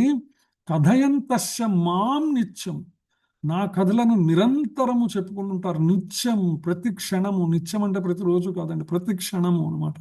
బోధయంత పరస్పరం కథయంతస్య మాం నిత్యం తుష్యంతి చ రమంతి చ, వారు అనంతమైనటువంటి ఆనందానుభూతికి లోనవుతారు, రమిస్తారు, మధురానుభూతిని పొందుతారు. ఎవరు? మచ్చిత్త మద్గత ప్రాణ, నన్ను మనసులో ధరించినటువంటి వారు, చిత్తములో ధరించినటువంటి ప్రాణులు ఎవరైతే ఉన్నారో, జీవులు ఎవరైతే ఉన్నారో అన్నమాట. సో అందుకని కృష్ణునికి సంబంధించిన ఏ వర్ణనైనా కూడా, ఏ విషయమైనా కూడా అమృతంతో సమానమైనటువంటిది. ఈ అమృతాన్ని ఎవరైనా సరే అనుభవపూర్వకంగా ఆస్వాదించవచ్చు. శ్రీకృష్ణుని యొక్క దివ్య లీలలు ఏవైతే ఉన్నాయో, ఇవి ఎన్ని వందల వేల సంవత్సరముల నుంచి వింటున్నాం. ఈ రోజుకి కృష్ణుని కథలు విన్నా అదే స్వచ్ఛత, అదే ఆనందానుభూతి అన్ని తరముల వారికి కలుగుతుంది అనమాట. 3 సంవత్సరముల పసిపిల్లవాడి దగ్గర నుంచి 100 సంవత్సరముల ముదుసలి వరకు అందరూ కూడా ఒకే కథను ఎంజాయ్ చేయగలరంటే, ఆనందాన్ని అనుభవించగలరంటే అవి కృష్ణ కథలు మాత్రమే. అందులో ఎటువంటి సందేహం లేదు. ఇప్పటికీ కాదు, ఎప్పటికైనా సరే కృష్ణ కథలు అన్ని తరముల వారిని, అన్ని వయసుల వారిని, అన్ని జాతుల వారిని, సమస్తమును కూడా ఆనందించపరచుదన్నమాట. అంటే శిలాప్రపాల వారి కృష్ణ చైతన్య ఉద్యమంలోకి చాలా మంది పాశ్చాత్యులు వచ్చి చేరటానికి కారణం ఏంటంటే, కృష్ణ అనేటువంటి పుస్తకం ఏదైతే ఉన్నదో, భగవానుని కథలను ఏవైతే దశమ స్కందం ఏదైతే ఉన్నదో దాని యొక్క ప్రతిరూపమే కృష్ణ అనేది. శ్రీకృష్ణ భగవాన్, దేవాది దేవుడు శ్రీకృష్ణ భగవాన్ అని తెలుగులో దానికి నామకరణం. ఇంగ్లీష్లో కృష్ణ అనే పేరు మాత్రమే ఉంటుందన్నమాట. ఆ పుస్తకాన్ని చదివి తర్వాత అనేకమైన వందల మంది పాశ్చాత్యులు శిలాప్రభుపాల వారి శిష్యులుగా మారిపోయినారనమాట. సో అందుకని కృష్ణ కథలకు అంత అత్యంత విలువైనటువంటి మాధుర్యము, అవి ఎప్పుడు కూడా సజీవమైనటువంటి, భగవానుడు ఏ విధముగా శాశ్వతుడో భగవానుని నామము, కథలు, లీలలు కూడా శాశ్వతముగా సమస్త మానవాడిని కూడా తరింపచేస్తాయన్నమాట. దేవదేవుని యొక్క వివిధ అవతారాల్లో ఉన్నటువంటి విశ్వ చరిత్ర అందరి లీలలను కూడా వర్ణించే చరిత్రలే ఈ యొక్క పురాణములు. భగవానుని అనేక కల్పములలో, అనేక మన్వంతరములలో, అనేక యుగములలో జరిగినటువంటి సమగ్రమైనటువంటి భగవానుని లీలల సంకలనమే పురాణములు అని మనం చెప్పుకుంటూ ఉంటాం అనమాట. సో మీకు క్లుప్తంగా మధురాష్టకం మీరు అందరికీ తెలిసే ఉంటుంది. అధరం మధురం, వదనం మధురం, నయనం మధురం, హసితం మధురం, హృదయం మధురం, గమనం మధురం, మధురాతిపతే అఖిలం మధురం. పెదవులు మధురంగా ఉన్నాయి స్వామి అన్నమాట. ముఖం మధురంగా ఉంది, కళ్ళు మధురంగా ఉన్నాయి, చిరునవ్వు మధురంగా ఉంది, హృదయం మధురంగా ఉంది, నడక మధురంగా ఉంది. మధురానికి అధిపతి, మధురకు అధిపతి అయినటువంటి కృష్ణుడు ఎవరైతే ఉన్నారో ఆయన సమస్తము సర్వం మధురమై ఉంటారనమాట. అన్నమాచార్యులు వారు కూడా అందుకనే భగవత్ కథల యొక్క ప్రాముఖ్యతని ఒక చక్కని కీర్తనలు చెప్తాడు. వినరో భాగ్యము విష్ణు కథ, వెనుబలమిది ఓ విష్ణు కథ అంటారు ఆయన అనమాట. మన శరీరానికి వెన్నుపూస ఎలాంటిదో ఈ విశ్వానికి శ్రీహరి ఎలాంటి వాడని మనకు వివరిస్తుంది అనమాట. ఆది నుండి సంధ్యాది విధులలో వేదం పైనది విష్ణు కథ. ఈ విశ్వానికి జాగృతమైనటువంటి శక్తిని అంచే సంధ్యావందన విధిలో కూడా విష్ణు కథ ఇమిడి ఉందని మనకు తెలుసుకోవాలి. ఆచమన సంకల్పములలో హరినామ విశేషాలు ఉన్నాయని మనం తెలుసుకోవాలి. ఆది నుంచి సంధ్యాది విధులలో కూడా సంధ్యావందనం అనేటువంటిది ఎలా వచ్చింది, విశ్వామిత్రుని రాముల వారి యొక్క వర్ణన ద్వారా మనకు పుట్టుకొచ్చినటువంటిది అనమాట. సో అట్లా ప్రతి విషయంలో కూడా వేదం అయినటువంటిది విష్ణు కథ. నాదించనిదే నారదాదులచే వీధి వీధులనే విష్ణు కథ. కలియుగంలో ముక్తికి మార్గం హరినామస్మరణమే. నిరంతర హరినామస్మరణను, ఆయన మహిమలను ముల్లోకాలను చాటేటువంటి మహర్షి నారదుడు అనమాట. అందుకని ఆయన చేత చెప్పబడినటువంటి కథలన్నిటికీ కూడా జీవులకు ఉన్నత సోపానాలు కలిగించేటువంటివి. ఆయన అందులో ప్రతి వీధులలో కూడా వినిపించాడు నారదుడు అనమాట. వదలక వేదవ్యాసులు ఉడిగిన విదిత పావనము విష్ణు కథ. భక్తి శరణాగతితో కష్టాల ఈ యొక్క సాగరాన్ని ఎలా దాటాలో తెలిపేటువంటి భాగవత కథలు. వేదవ్యాసుడు మనకు అందించినటువంటి శ్రీమద్ భాగవతం ఆ స్థితిని శ్రీమద్ భాగవతం ద్వారా ఆ స్థితిని ఉత్తమంగా మనం పొందగలం అనమాట. వదలక వేదవ్యాసులు ఇచ్చారు, ఆయన మనం వదిలిపెట్ల వేదవ్యాసులు కూడా అనమాట. విదిత పావనము విష్ణు కదా విస్తృతంగా ఇచ్చారు, సామాన్యంగా వల్ల శ్రీమద్ భాగవతాన్ని ఆయన ఎంతో అద్భుతంగా సమగ్రముగా భగవంతుని భగవద్భక్తుల యొక్క కథలతో కూర్చి మనకు అందించాడు అనమాట. సదనంబైనది సంకీర్తనమై వెదకిన చోటనే విష్ణు కదా. మనం ఎక్కడ వెతికితే అక్కడ విష్ణు కథలు మనకు కనపడతాయి. మనం చూడగలగాలే కానీ, మనము వినగలగాలే కానీ విష్ణు కథ వినలేనటువంటి ప్రశ్నే ఉండదన్నమాట. అంటే ఆధ్యాత్మిక ఉన్నతికి కావాల్సి సదనంబైనది, ఆధ్యాత్మిక ఉన్నతి కూడా కావాల్సింది మనలో సంకల్పము, నిరంతర కీర్తనము ఎప్పుడైతే ఉంటుందో. ఇప్పుడు నేను చాలా సందర్భాల్లో కూడా చెప్పానన్నమాట, మనలో భగవంతుని గురించినటువంటి దృఢమైనటువంటి సంకల్పం ఉంటే, భగవద్గీత వినాలనేటువంటి సంకల్పం ఉంటే మన తలుపు తట్టి మరీ భగవద్గీతను మనకు అందిస్తారు. భాగవతం వినాలనే సంకల్పం ఉంటే మన భుజం తట్టి మరీ మనకు భాగవతాన్ని వినిపిస్తారు. ఈరోజు ఇక్కడ ఉన్నటువంటి 20 మందికి కూడా ఇది స్వయంగా అనుభూతమయ్యే ఉంటుందన్నమాట.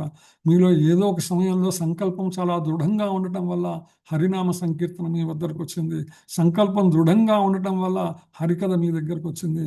సంకల్పం దృఢంగా ఉండటం వల్ల భగవంతుని కథ, భగవద్గీత మీ దగ్గరకు వచ్చింది.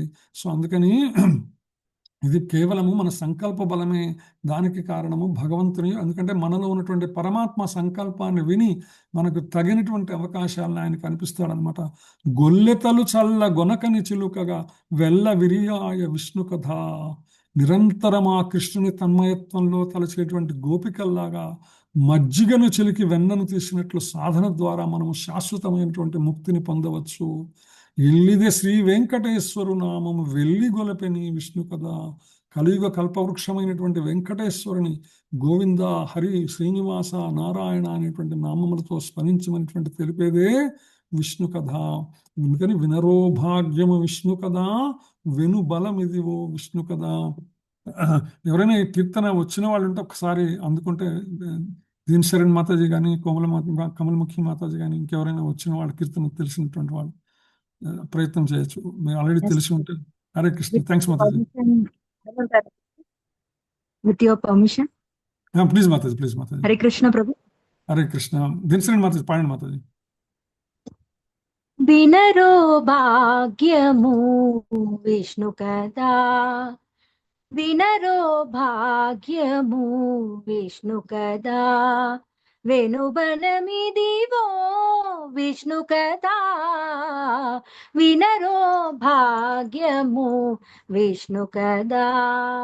ఆది నుండి సంధ్యాది విధులలో వేదం వైనది విష్ణు కదా. నాతించి నిదే నారదాసులచే వీధి వీధులని విష్ణు కదా. వినరో భాగ్యము విష్ణు కదా. వెనువనమిదివో విష్ణు కథ. వదలక వేదవ్యాసునుడిగిన విదిత పావనము విష్ణు కదా. సదనంబైనది సంకీర్తనయే వెదకిన చోటనే విష్ణు కథ.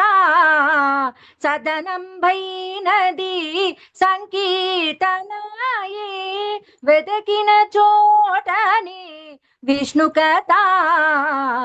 వినరో భాగ్యము విష్ణు కథ. వెనుబనమిదివో విష్ణు కథ. గొల్లెతలు చల్లగా గొన కొని చిలుకగా వెలివిరియాయి విష్ణు కదా. ఇలిదే శ్రీ వెంకటేశ్వరు నామము, ఇలిదే శ్రీ వెంకటేశ్వరు నామము వెలుగొలిపెని విష్ణు కదా. ఇలిదే శ్రీ వెంకటేశ్వరు నామము వెలుగొలిపెని విష్ణు కదా. వినరో భాగ్యము విష్ణు కదా. వెనుబనమిదివో విష్ణు కదా. వినరో భాగ్యము విష్ణు కదా. విష్ణు కదా. విష్ణు కథ. Thank you so much Prabhuji, అవకాశం హరే ఇచ్చినందుకు. Krishna mataji, excellent mataji. Hari Krishna Prabhu. Hare Krishna. Thanks a lot. బాగా పాడారు మాతాజీ, మీరు ఎక్సలెంట్ పాడారు. ఇది ఇది రేవతి మాతాజీ ఫేవరెట్ సాంగ్. ఆవిడ కూడా బాగా పాడతారు ప్రభు. ఒకటి నేను ఇది లాస్ట్ విన్నట్టు కదా పారాగ్రాఫ్, లాస్ట్ చరణం, దాని మీద ఒకసారి ఇంట్రెస్టింగ్ ఎక్స్ప్లెనేషన్ విన్నాను ఒక ఆచార్యుల ద్వారా. అది మనకి ఇస్కాన్ కూడా చాలా దగ్గర అవినాభావ సంబంధం ఉంటుందన్నమాట. ఇక్కడ అన్నమాచార్య గారు, ఫస్ట్ ఆఫ్ ఆల్ థ్యాంక్స్ ప్రభు ఇది పెట్టినందుకు. Sorry, I mean office, so I mean material dress. So ఇది విష్ణు కథని వినడం గురించి చెప్తున్నారు కదా. మనం ఆఖరి దీనికి వచ్చేసరికి అక్కడ ఆ గొల్లెతలు అంటే ఆ నందగోకులంలో బృందావనంలో వాళ్ళు అంటే ఇప్పుడు గొల్లెతలు యశోదామయ్యి, రాధ వాళ్ళంతా, సో వాళ్ళ ఫ్రెండ్స్ అంతా పాలను చిలుకుతూ భగవంతుడు లీలల్ని తలుచుకుంటున్నారు కదా. వాళ్ళు తలుచుకోవడానికి పాడుతున్నారు. అంటే అక్కడ పాడుతున్నారు అంటే అర్థం ఏంటి అంటే దే ఆర్ ఆల్సో ప్రీచింగ్. మనం వినటమే కాదు, ఇక్కడ మనం పాడాలి కూడా. అంటే పాడాలి అంటే మనం చెప్పాలి కూడా. అదొక మంచి అర్థం తీసుకొచ్చారు. అంటే ప్రభుపాదుల వారు వినటం అంటే శృణ్వతాం స్వగత కృష్ణ పుణ్య శ్రవణ కీర్తన కదా. కానీ మనం ఎంత వినాలో అంత చెప్పాలి. అందుకనే మనకి ఇప్పుడు ఇస్కాన్లో చూస్తే ప్రాబ్లీ ఏ సాంప్రదాయంలో కూడా ఇంతమంది ప్రచారకులు ఉండకపోవచ్చు. కేవలము మన దుబాయ్లో నిత్యం భాగ సేవలోనే 55 మంది ఎన్రోల్డ్ స్పీకర్స్ ఉన్నారు కదా. అలా ప్రపంచం అంతటా ఎన్నో భాషలు ఎన్నో చెప్తున్నారు. అంటే వినడమే కాకుండా చెప్పడం కూడా. దానివల్ల ఉపయోగం ఏంటి అనేది అన్నమాచార్యులు వారు ఇలా చెప్పారని అలా చెప్తారు. ఎల్లిదే శ్రీ వెంకటేశ్వర నామము వెళ్ళి గొలిపే నీ విష్ణు కథ. అంటే ఈ భక్తులు ఆ విష్ణు కథని వినటము, భక్తులు ఆ విష్ణు కథని చెప్పటం వల్లనే ఆ వెంకటేశ్వర స్వామి వైభవం కూడా పెరిగిపోయిందంట. అంటే భక్తులు వెంకటేశ్వర స్వామి గురించి తిరుపతికి వెళ్ళి తిరుపతి గురించి చెప్పకపోతే వెంకటేశ్వర స్వామి ఎవరో కూడా చాలా మంది తెలియకపోవచ్చు. అంటే భక్తులకు అంత బాధ్యత ఉందన్నమాట. భక్తుల వల్ల కూడా భగవంతుడి యొక్క గ్లోరీస్ పెరుగుతాయి. ఇప్పుడు మామూలుగా మనం చూసుకున్నా కూడా శ్రీల ప్రభుపాద వారి గ్లోరీ కూడా, శ్రీల ప్రభుపాద వారి పుస్తకాలు చదివి శ్రీల ప్రభుపాద గురించి వారు మనం చెప్పకపోతే శ్రీల ప్రభుపాద వారి గురించి అంతమందికి తెలిసే అవకాశం కూడా లేదు. అలానే చైతన్య మహాప్రభు కానీ, అలానే భగవంతుడైనా భక్తులైనా కానీ ఎప్పుడైతే ఆ భక్తులు వాళ్ళ గురించి ఎప్పుడైతే చెప్తారో ప్రేమతో, వాళ్ళ పవిత్రత కొరకు, వాళ్ళ మంచి కొరకు, కానీ వాళ్ళ గ్లోరీ కూడా పెరుగుతుంది అనమాట. అంటే అక్కడ ఎలా చెప్పారంటే ఆచార్యులు, భగవంతుడి లీలలు వినటము, అది చెప్పడం, అది ఎంత పెద్ద బాధ్యత అంటే దానివల్ల మనం భగవంతుడి యొక్క యశస్సును కూడా పెంచగలిగే శక్తి మనలో ఉంది. ఆ బాధ్యత భగవంతుడు మనకే ఇచ్చాడు అని ఈ యొక్క లాస్ట్ దాని గురించి చెప్పారు. It very well matches with మనకి ఇప్పుడు Srila Prabhupada preaching is essence అని చెప్పారు కదా. వినటము, చెప్పడం, రెండింటి వల్ల కృష్ణుడి యొక్క నామం ఎంత పెరుగుతుందంటే, అలాగే కదా ఇప్పుడు కృష్ణ కాన్షియస్నెస్ అండి. ఇప్పుడు ప్రపంచం అంతటా 130 కంట్రీస్లో 10,000 సెంటర్స్ కంటే కూడా వచ్చింది కృష్ణుడి వైభవం, కృష్ణుడి నామము, అలానే జగన్నాథుడి వైభవము, జగన్నాథుడి లీలల గురించి. ఇంకా మిగతా ఎంతోమంది భగవత్ అవతారాల గురించి ఎంతోమంది ప్రపంచంలో తెలిసింది కదా. ఎందుకు తెలిసిందంటే కేవలం ఆ భక్తులు వాటిని విని చెప్పడం ద్వారానే తెలిసింది. So otherwise Krishna probably wouldn't have been known in America, right? It's only devotees who have made Krishna available to them. So దీనికి ఇంత మంచి ఇచ్చారు అన్నమాచార్యులు. ప్రీచింగ్ గురించి, లిసనింగ్ గురించి కూడా ఒక దీంట్లో పెట్టారు అని ఆయన చెప్పారు అన్నమాట. So I really like it. So I just wanted to share with you. Very interesting. Hare Krishna. Thank you Prabhu. Hare Krishna. So thanks Dinasharan mataji. అడగంగానే వెంటనే అందుకని పాడారు. చాలా అదృష్టం, అది సంతోషం. లక్కీ నాకు కూడా ఏంటంటే అన్నమాచార్యుల వారి కీర్తనల మీద విపరీతమైనటువంటి ప్రేమ, అభిమానం ఉన్నది. అందుకనే ప్రత్యేకించి నేను అన్ని క్లాసుల్లో కూడా అన్నమాచార్య కీర్తనలు ఎక్కడ అనుకూలంగా ఉంటే అక్కడ సందర్భాన్ని బట్టి నేను ఉపయోగిస్తుంటాను. అలాగే నాకు అనుకోకుండా నేను చెప్పే అన్ని క్లాసుల్లో కూడా నాకు ఎవరో ఒకళ్ళు పాడేవాళ్ళు దొరుకుతున్నారు.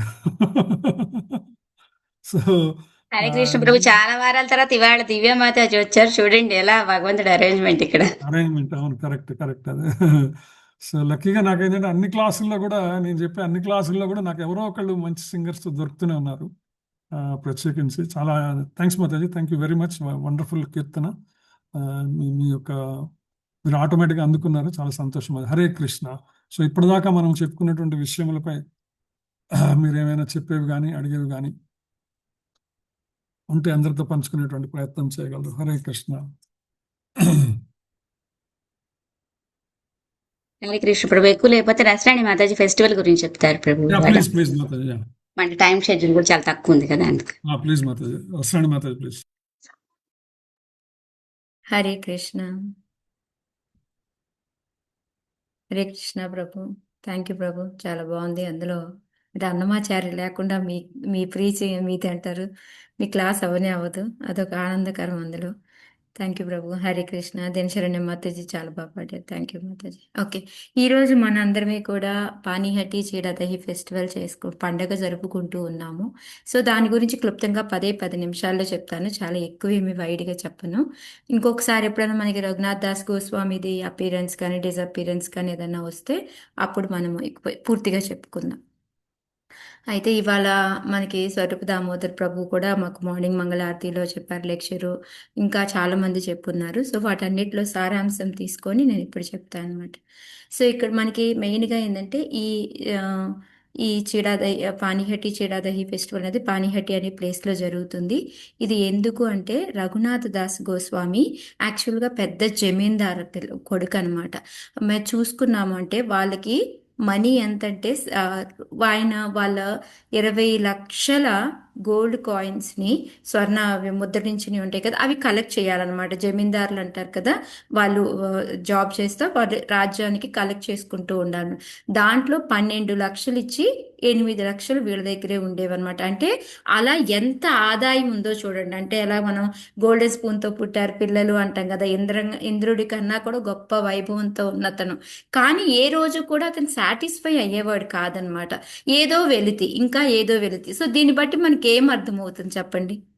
మనం ఏమనుకుంటాము, డబ్బులు ఉంటే చాలు, అన్నీ ఉన్నాయి అని అనుకుంటాము. కానీ ఇక్కడ ఇతనికి ఎంత ఉన్నా కూడాను తృప్తి అనేది లేదు. అంటే ఏదో ఇంకా ఇంపార్టెంట్ అయింది ఏదో ఉంది, అది కావాలి అని తహతహలాడుతున్నాడు అనమాట. సో ఆ విధంగా ఏంటంటే అతనికి అదృష్టం కొద్దీ ఆయన వాళ్ళ యొక్క కుల గురువు అంటారు కదా, కుల ఆచార్యం అనేది యదునందనాచార్య అనమాట. ఆయన వచ్చేసి మన అద్వైతాచార్య యొక్క శిష్యుడు అనమాట. అలాంటి ఆయన దగ్గర నుంచి ఈయన నేర్చుకునేవాడు చిన్నప్పటి నుంచి కూడా.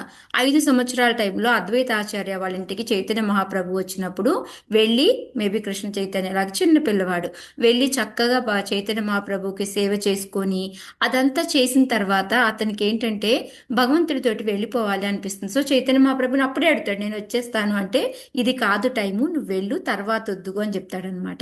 సరే అనేసి వెళ్తాడు. వెళ్ళిన తర్వాత మళ్ళీ ఎప్పుడు ఇంట్లో ఏంటంటే ఇంకా నేను వెళ్ళిపోవాలని తప్పించుకొని పోవడము, వాళ్ళు ఏంటంటే జమీందారులు కాబట్టి చాలా మందిని పెట్టి మళ్ళీ వెనక్కి తీసుకురావడం, ఈ విధంగా చేస్తూ ఉంటారు అనమాట అతన్ని. సో తీసుకొస్తూ ఉంటే ఇంక ఈసారి ఏంటంటే పర్మనెంట్గా వాళ్ళని 11 మంది మెంబర్స్ని పెడతారు ఆయన వెనకాల ఎప్పుడూ కూడా. ఎందుకంటే ఎక్కడికైనా బయటికి పంపిస్తే చాలు వెళ్ళిపోతాడు, ఇంటికి రాడు అనేసి. సో ఆ విధంగా ఉంటే వాళ్ళు ఏం చెప్తారంటే, నువ్వు చక్కగా గనక ఉన్నావు, ఎటు పారిపోకుండా ఉంటే మళ్ళీ చైతన్య మహాప్రభు శాంతిపూర్ వస్తే అప్పుడు నిన్ను పంపిస్తాము అని చెప్తారనమాట. సో అలాగే మళ్ళీ చైతన్య మహాప్రభు వచ్చినప్పుడు శాంతిపూర్ వెళ్తాడనమాట. అంటే బృందావనం వెళ్తూ మధ్యలో ఆగుతాడనమాట. అప్పుడు వెళ్తారు చైతన్య రఘునాథ్ దాస్ గోస్వామి వెళ్తారనమాట. వెళ్ళి అప్పుడు కూడా అడుగుతాడు, నేను వెళ్తా అంటే, నువ్వు ఫల్గు వైరాగ్యం చూపించకు, నువ్వు మామూలుగా ఉన్నట్టుగా, అంటే లోపల ఏమీ పెట్టుకోకుండా వైరాగ్యం లోపల ఉంచుకో, బయటికి చూపించాల్సిన పని లేదు, నువ్వు నార్మల్గా ఉండు అని చెప్పి వెళ్ళిపోతాడనమాట చైతన్య మహాప్రభు. ఇప్పుడే కాదు, టైం వస్తుంది, అప్పుడు వద్దుగు, ఇప్పుడు మాత్రం సరిగ్గా ఉండు. సో వాళ్ళ ఇంట్లో వాళ్ళు ఏం చేస్తారంటే, ఈ విధంగా వెళ్ళిపోతున్నాడు అనేసి ఒక మంచి భార్యను చూసి పెళ్లి చేస్తే ఉండిపోతాడు అనుకొని ఒక భార్యను కూడా తీసుకొస్తే, అందమైన పిల్లని తీసుకొచ్చి పెళ్లి చేస్తారు. అయినా కూడా ఉండడు అనమాట. సో అయితే ఒక రోజు ఏంటంటే ఇక్కడ పానీహట్టి దగ్గర నిత్యానంద మహాప్రభు వచ్చున్నారు అని తెలుస్తుంది అనమాట. తెలిసిన వెంటనే ఓకే, ఆ ఇంట్లో అడుగుతాడు, నేను ఎక్కడికి వెళ్ళను, ఏమీ చేయను, నేను వెళ్ళి నిత్యానంద మహాప్రభుని కలిసి వస్తాను అని అంటే, అప్పుడు ఓకే వీళ్ళని కూడా ఇచ్చి పంపిస్తాం నీతో పాటు అనేసి వాళ్ళ గార్డ్స్తో పాటు కూడా పంపిస్తారనమాట. అయితే పంపించి దూరం నుంచి చూస్తాడు నిత్యానంద మహాప్రభుని. అక్కడ ఎక్స్ప్లెనేషన్ మనకి చైతన్య చరితామృతాలో అంత్యలీల 6వ చాప్టర్లో వస్తుందన్నమాట ఇదంతా కూడా మనకి. సో అక్కడ దూరం నుంచి నిత్యానంద మహాప్రభుని చూస్తారు. నిత్యానంద మహాప్రభు ఎలా ఉంటారు అంటే కోటి చంద్రుల వెలుగు ఎలా ఉంటుందో అంత వెలుగుతో ఉంటారు. ఆయన ఒక చెట్టు కింద రాయి మీద కూర్చొని చుట్టూత చాలా మందిని కీర్తనయాసిని అందరినీ పెట్టుకొని చక్కగా కీర్తన్స్ చేసుకుంటూ ఉంటారనమాట. అది చాలా దూరం నుంచి చూసి ఆయన వెళ్ళి అక్కడే కాళ్ళకి నమస్కారం, అంటే వెళ్ళడు, దగ్గరికి వెళ్ళడు, ఇక్కడే చెట్టు చాటు నుంచి చూసి అక్కడి నుంచి నమస్కారం. అందుకనే మనకి 3 రకాల నమస్కారాలు అని చెప్తారనమాట. ఒకటి, మనం అల్లంత దూరంగా ఉండగానే వైష్ణవుల్ని చూసి నమస్కారం ఒకటి చేయాలి. రెండోది, వాళ్ళు చూసారా చూడలేదా అనేది అనవసరం, అది చేసేయాలి మనం. ఓకే. రెండోది, వాళ్ళు చూసి ఒకసారి ఇలా మనతో స్మైల్ చేయడం కానీ ఏమన్నా చూసారనుకో వెంటనే మనం ఇంకో నమస్కారం చేయాలి. మూడోది, దగ్గరికి వెళ్ళి నమస్కారం చేయాలి. సో ఈ విధంగా 3 రకాలు. సో అయితే నేను దూరంగా ఉండగానే చూసి అక్కడే ఆగిపోయి దండవత్ చేస్తాడనమాట.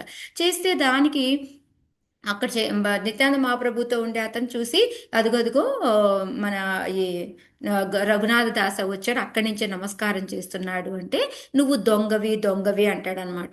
ఎందుకు అక్కడి నుంచి నమస్కారం చేస్తే తప్పేంటి, ఎందుకు దొంగ అన్నాడు నిత్యానంద మహాప్రభు? ఎవరైనా చెప్తారా? అందులో దొంగతనం ఏముంది? చక్కగా నమస్కారమే కదా చేశాడు దూరం నుంచి అయినా.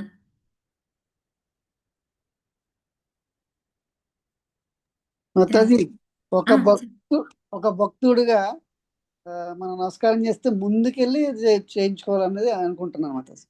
ఓకే. యాక్చువల్గా ఏంటి అంటే రఘునాథ్ దాస్ గోస్వామికి ఏంటి కోరిక? చైతన్య మహాప్రభు దగ్గరికి వెళ్ళాలి, అది అంటే కృష్ణుణ్ణి పొందాలి అని. సో ఎప్పుడైనా మనం కృష్ణుణ్ణి పొందాలి అంటే, ఇప్పుడు నా సొత్తు ఏదైనా ఉందనుకోండి, అది నేను ఎవరికైనా ఇచ్చాను అనుకో, అప్పుడు అది దానం అవుతుంది. అలా కాకుండా నా దగ్గర నుంచి లాక్కున్నారనుకో, అదేమవుతుంది? నాకు కావాలి అని నా దగ్గర నుంచి లాక్కొని తీసుకెళ్లారనుకో నా వస్తువుని ఏదన్నా, దొంగతనమే అవుతుంది మాత. దొంగతనమే అవుతుంది కదా. సేమ్ అదే విధంగా నిత్యానంద మహాప్రభు సొత్తు మన కృష్ణుడు అనమాట. ఓకే, చైతన్య మహాప్రభు. అలాంటిది ఆయన దగ్గరికి వెళ్ళాలి, నేను పర్మిషన్ లేకుండా నేను వెళ్ళిపోదాము అని అనుకుంటుంటే అది దొంగతనము, అందుకని నువ్వు దొంగ అని అన్నారనమాట. సో అప్పుడు ఆయన్ని మళ్ళీ దమ్మని వేపి దగ్గరికి పిలుస్తారు, కానీ రాడు. ఎంతమంది పిలుస్తున్నా రాడనమాట. మళ్ళీ నిత్యానంద మహాప్రభుయే దగ్గరికి వెళ్ళి ఆయన తల మీద ఈయన కాలు పెట్టి, నిత్యానంద ప్రభు కాలు పెట్టి, నువ్వు దొంగతనం చేసావు కాబట్టి నీకు పనిష్మెంట్ ఇవ్వాలా అని చెప్తాడనమాట. ఓకే, పనిష్మెంట్, ఓకే నేను రెడీ తీసుకోవడానికి అని చెప్తాడు. అయితే ఏం పనిష్మెంట్ ఇచ్చాడు? ఏమీ లేదు, ఇక్కడ ఉన్న వాళ్ళందరికీ వైష్ణవులకి నువ్వు మంచిగా చీడాదహి అంటే మన అటుకులు ప్లస్ పెరుగు వేసింది ప్రసాదం పెట్టాలి అని చెప్తాడనమాట. మరి అక్కడ ఇతను ఎంతో ఉన్నతను కదా, చక్కగా పంచపరాణాలు పెట్టమని అడగచ్చు కదా, ఎందుకు అంత సింపుల్గా చీడాదహి అడిగాడు ఆయన? అటుకులు పెరుగు అనేది ఎందుకంటారు? కృష్ణుడికి ఇష్టం కదా మాతాజీ, భగవంతుడికి ఇష్టం కదా మాతాజీ. భగవంతుడికి ఇష్టమైంది చైతన్య మహాప్రభుకి. సో అండ్ అది ఒక్కరికి కాకుండా అందరికి పెట్టమన్నారు కాబట్టి అక్కడ ఆయనకి టెస్టింగ్ అనేది బలరాముడు నిత్యానంద మహాప్రభు చేస్తున్నారు అన్నమాట. యాక్చువల్గా అన్ని కరెక్ట్ మీరు చెప్పినవన్నీ. ఇంకోటి ఏంటి అంటే, మనము ఏదైనా సరే అంటే ఈ అటుకులు అనేది మనకి చూడండి, ఏమీ దొరకకపోయినా కూడా అటుకులు అనేవి చాలా ఈజీ అంటే పెద్ద ఎక్కువ ఖర్చు పెట్టకుండా దొరికేవి మనకి. పెరుగు అంటారా, మనకి నార్మల్గా దొరుకుతుంది. అంటే ఆ రోజుల్లో ఎట్లాగా పెరుగు అనేది మనుషుల కన్నా కూడా ఆవులు ఎక్కువ ఉండేవి. పాలు పెరుగు అనేవి చాలా ఈజీగా దొరికేవి ఐటమ్స్ అనమాట. అంటే మనము ఎవరికైనా ఏదైనా ప్రసాదం ఆఫర్ చేయాలా, భక్తి అంటే ఏదో పెద్ద కాస్ట్లీ ఐటమ్ ఏం కాదు, సింపుల్ అని కూడా ఒకటి చెప్పడానికి అనమాట. ఇలా సింపుల్తో కూడా మనము భక్తి చేసుకోవచ్చు. ఎలా అయితే భగవంతుడి పత్రం పుష్పం ఫలం తోయం అని చెప్పాడో, అదేవిధంగా సింపుల్గా కూడా ఆఫర్ చేయొచ్చు అనేది నిరూపించడానికి ఒకటి అనమాట. ఇంకోటి మీరు అందరూ చెప్పినట్టు అది ఇష్టం. ఆవుతో చేసిన పాలు పెరుగు అంటే ఇష్టము, అటుకులు అంటే ఇష్టము కాబట్టి సో అందుకొని నువ్వు ఇక్కడ ఉన్న వాళ్ళందరికీ కూడా అది మరి అది పనిష్మెంట్ ఎలా అవుతుంది? అంతమందికి ప్రసాదం పెట్టమని అన్నాడు కదా, నేను నీకు పనిష్మెంట్ ఇస్తాను అని చెప్పి మరి ఇదేంటంటారు? భగవంతుడు పనిష్మెంట్ అంటారు కానీ మాతాజీ అది పనిష్మెంట్ ఇవ్వరు. ఎగ్జాక్ట్లీ మాతాజీ, సేమ్ అదే. అది మనకి పనిష్మెంట్ అంటే ఏంటంటే వీళ్ళందరికీ వైష్ణవులకి మనము ప్రసాదం తినిపించాము అంటే అది మనలో ఉన్న ఎంతో మలినాన్ని తొలగిస్తుంది. వాళ్ళందరి యొక్క బ్లెస్సింగ్స్ అనేవి మనకి ఎంతో ఉపయోగపడతాయి అన్నమాట. ఊరికే అందుకే మనకు ఒక్కొక్కసారి ఏంటంటే గురువులు కానీ కృష్ణుడు కానీ అంటే మనకి ఏదైనా ఏ పనిష్మెంట్ ఇచ్చారు అంటే మనం దానికి భయపడాల్సిన పని లేదు. దాని వెనక కూడా ఏదో మంచి దాగి ఉంటుంది అనేది ఇంకో లెసన్ మనం ఈ చీడాదహి ఫెస్టివల్ ద్వారా నేర్చుకోవచ్చు అనమాట. ఒక గురువు ద్వారానే భగవంతుడి దగ్గరికి వెళ్ళాలి అనేది ఒక లెసను. రెండోది భక్తి అనేది కాస్ట్లీది కాదు, ఎంత సింపుల్గా అయినా చేసుకోవచ్చు అనేది. గురువు కానీ ఎవరైనా మనకి పనిష్మెంట్ ఇచ్చారు అంటే దాని వెనుక మనకి ఒక మంచి దాగి ఉంటుంది అనేది ఈ లెసన్స్ నేర్చుకుంటాం అనమాట దీని నుంచి. సో సరే అనేసి వాళ్ళ దగ్గర ఉన్న పన్ను వాళ్ళందరినీ కూడా పంపిస్తాడు. వెళ్ళి అన్ని చోట్ల నుంచి పెరుగు అన్ని తీసుకొచ్చేయమంటాడు. పాలు కండెన్స్డ్ మిల్క్ అంటాం కదా మనం ఇప్పట్లో వాడుతుంటాం, తిక్కుగా రబడీ టైప్ది అదనమాట. అవన్నీ తీసుకొచ్చి పెద్ద 7 గంగాళాలు, పెద్ద గంగాళాలు అనమాట తీసుకొస్తారు. 200 నుంచి 400 పాటల వరకు చిన్న చిన్నవి తీసుకొస్తారనమాట. తీసుకొచ్చి ఇంతలోకి ఏంటి ఇప్పుడు చూడండి, ఎప్పుడైతే ఇలా ప్రసాద వితరణ జరుగుతుంది అని తెలిసిందో అప్పుడు చాలా తక్కువ మందే ఉంది. కానీ ఈ విషయం తెలిసిన వెంటనే ఎక్కడెక్కడి నుంచో వస్తారు. మనకు టెంపుల్స్లో చూడండి, పూజ జరిగేటప్పుడు క్లాస్ చెప్పేటప్పుడు జనాలు ఉండరు, కానీ ప్రసాదం అనేటప్పటికి ఎక్కడ లేకుండా వచ్చేస్తారనమాట. సో అక్కడిని అలా ఫుల్గా అందరూ వచ్చేస్తారనమాట. వచ్చేసిన వెంటనే ఈ బ్రాహ్మణులు కూడా వస్తారు. వచ్చి వీళ్ళందరూ ఏం చేస్తారు, చక్కగా ఆ పోహాన్ని కడిగేసి కొన్ని పార్ట్స్లోనేమో ఒక 3-4 పార్ట్స్లో వచ్చేసి పెరుగులో దాన్ని నానబెడతారు, కొన్ని వచ్చేసి రబడీలో నానబెట్టేసి దాంట్లో ఏంటంటే కొన్నేమో రబడిలో నానబెట్టిన దాంట్లో ఈ అరటిపండు వేసి దాంతోపాటు కర్పూరము అది కలిపేసి దాన్ని పెడతారనమాట. కర్పూరం అది కలిపేసి ఇందులో వచ్చేసి మళ్ళీ కొంచెం మామిడి పండు ఇవన్నీ, అరటిపండు మామిడి పండు ఇవన్నీ పళ్ళన్నీ వేసి నట్స్ వేసి కలిపేసి ఈ రెండింటిని ఏంటంటే ఒక్కొక్క పార్ట్స్లో అనమాట. సో వాళ్ళు మొత్తం 7 పెద్ద పెద్ద పార్ట్లలో చేశారు. అవి తెచ్చి నిత్యానంద మహాప్రభు ఎదురుగా పెడతారు. సో అది ఆఫరింగ్ అయిపోయింది. సో తర్వాత దాన్ని ఆ చిన్న చిన్నవి 400 పార్ట్స్ తెచ్చాడు కదా, ఒకటి ఇది పాలతో చేసింది, ఒకటి వచ్చి పెరుగుతో చేసింది. 2 కప్పులు 2 కుండల్లో పెట్టేసి అందరికీ పంచుతారనమాట. ఇప్పుడు ఆ జనం ఎంతమంది అయిపోయారు అంటే అక్కడ ఒడ్డున, నది ఒడ్డున కొంతమంది కూర్చున్నారు, అక్కడ రాళ్ళ మీద కొంతమంది కూర్చున్నారు, అయినా ప్లేస్ సరిపోవట్లేదు, లేక నీళ్ళల్లో దిగి కూడా అనమాట. అందుకే ఈ పానీహట్టి ఫెస్టివల్ అంటే ఎక్కడ చేసుకుంటాం ఎక్కువగా మనము, అందరివి కూడా నీళ్ళ దగ్గరికి వెళ్ళి చేసుకుంటాం అనమాట మనం కూడా. సో అక్కడికి వెళ్ళి అందరి చేతుల్లో ఈ 2 పాటలు తినడం ఎలాగా, ఇలా అనమాట తినడం. ఓకే, సో అందరూ హరినామ సంకీర్తన చేస్తూ ఉంటారు. అయితే ఎప్పుడైతే ఇక్కడ ఈ విధంగా నిత్యానంద మహాప్రభు అందరికీ పంచుతూ హరినామ సంకీర్తన చేస్తూ ఈ విధంగా ఉంటారో అప్పుడు ఆటోమేటిక్గా చైతన్య మహాప్రభు కూడా వచ్చేస్తారనమాట అక్కడికి. అయితే ఈ చైతన్య మహాప్రభు నిత్యానంద ఏం చేస్తారు, నిత్యానంద ప్రభు ఏమో ఆయనకి తినిపిస్తూ ఉంటారు, చైతన్య మహాప్రభు నిత్యానందకి తినిపిస్తూ ఉంటారు. కాకపోతే అందరికీ కనపడదు అక్కడ చైతన్య మహాప్రభు ఉంది. వేరు అంటే మన గుహ్యమైన వాళ్ళు ఉంటారు చూడు, వాళ్ళకి మాత్రమే కనిపిస్తూ ఉంది, మిగతా వాళ్ళకి కనిపించట్లేదు. వాళ్ళకి అర్థం కావట్లేదు నిత్యానంద మహాప్రభు ఏం చేస్తున్నారు. ఎందుకంటే ఇలా పెడుతున్నారు నవ్వుతున్నారు, ఇలా పెడుతున్నారు తీస్తున్నారు, ఎలా చూడండి. ఒకసారి మనకి ఊరికే యాక్షన్ చేస్తూ ఉంటే మనకు అర్థం కాకపోతే ఎట్లా ఉంటుంది, పిచ్చోడా ఏంటి అన్నట్టు ఉంటుంది కదా. బట్ వీళ్ళందరూ ఏంటంటే ఏదో డాన్స్ చేస్తున్నారు అని ఎంజాయ్ చేస్తూ ఉంటారనమాట. సో ఆ విధంగా ఆ ఫెస్టివల్ జరుగుతుంది, అందరూ తినేసి వెళ్తారు. అయితే యాక్చువల్గా ఏంటంటే నిత్యానంద మహాప్రభు వచ్చారు అని రాఘవ్ పండిట్ అని ఉంటారు. యాక్చువల్గా చైతన్య మహాప్రభు ఎప్పుడూ కూడా ఈ 4 ప్లేసుల్లో ఉంటారు. ఎక్కడైతే రాఘవ్ పండిట్ ఇంటిలోను, మళ్ళీ ఎప్పుడైతే ఎవరు వాళ్ళ మదర్ ఉంది కదా జగన్నాథ్ మిశ్ర, సచీదేవి, వాళ్ళ మదర్ ఎక్కడైతే వంట వండుతుందో అక్కడికి వెళ్తారు. అద్వైత ఆచార్య వాళ్ళ ఇంటికి, మళ్ళీ శ్రీవాస అంగన్ ఎక్కడైతే పాట పాడతారు. ఈ 4 ప్లేసుల్లో ఆయన కంపల్సరీ ఉంటారు. సో రాఘవ్ పండిట్ ఏంటంటే, ఆల్రెడీ నేను వంట అంతా వండేసి ఎన్నో పదార్థాలు వండి రెడీగా పెట్టాను. నిత్యానంద మహాప్రభు నువ్వేంటి ఇక్కడ కూర్చొని ఫెస్టివల్ చేస్తూ ఇక్కడ కూర్చున్నావు అంటే, నేను ఒక గోపబాలుని, నాకు గోపబాలుని అంటే అందరూ గోపాలతో కూర్చొని తినడమే నాకు ఇష్టము. నీది సాయంకాలం తిందాంలే, నీది అక్కడే పెట్టు, నువ్వు కూడా కూర్చో, ఈ పండుగను ఎంజాయ్ చెయ్యి అని చెప్పేసి కూర్చొని తింటారనమాట.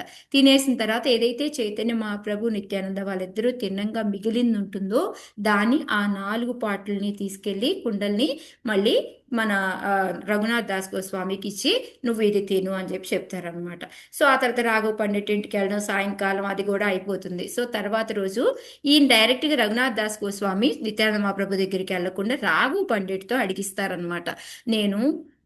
నేను అంత క్వాలిఫై లేదు, నాకు అంత ఆస్కారము లేదు డైరెక్ట్గా మన చైతన్య మహాప్రభువుని కలవడానికి, కానీ నాకు ఆయన దగ్గరికి వెళ్ళాలి, అది నాకు ఎప్పుడు కుదురుతుంది, నాకు ఆ బ్లెస్సింగ్స్ ఇవ్వమని చెప్పి నిత్యానంద మహాప్రభువుని అడుగు అని చెప్పి అడతారు. అప్పుడు రాఘవ్ పండిట్ వెళ్ళి అడుగుతారు, నేను ఇలాగా అడుగుతున్నాడు అని చెప్పేసి.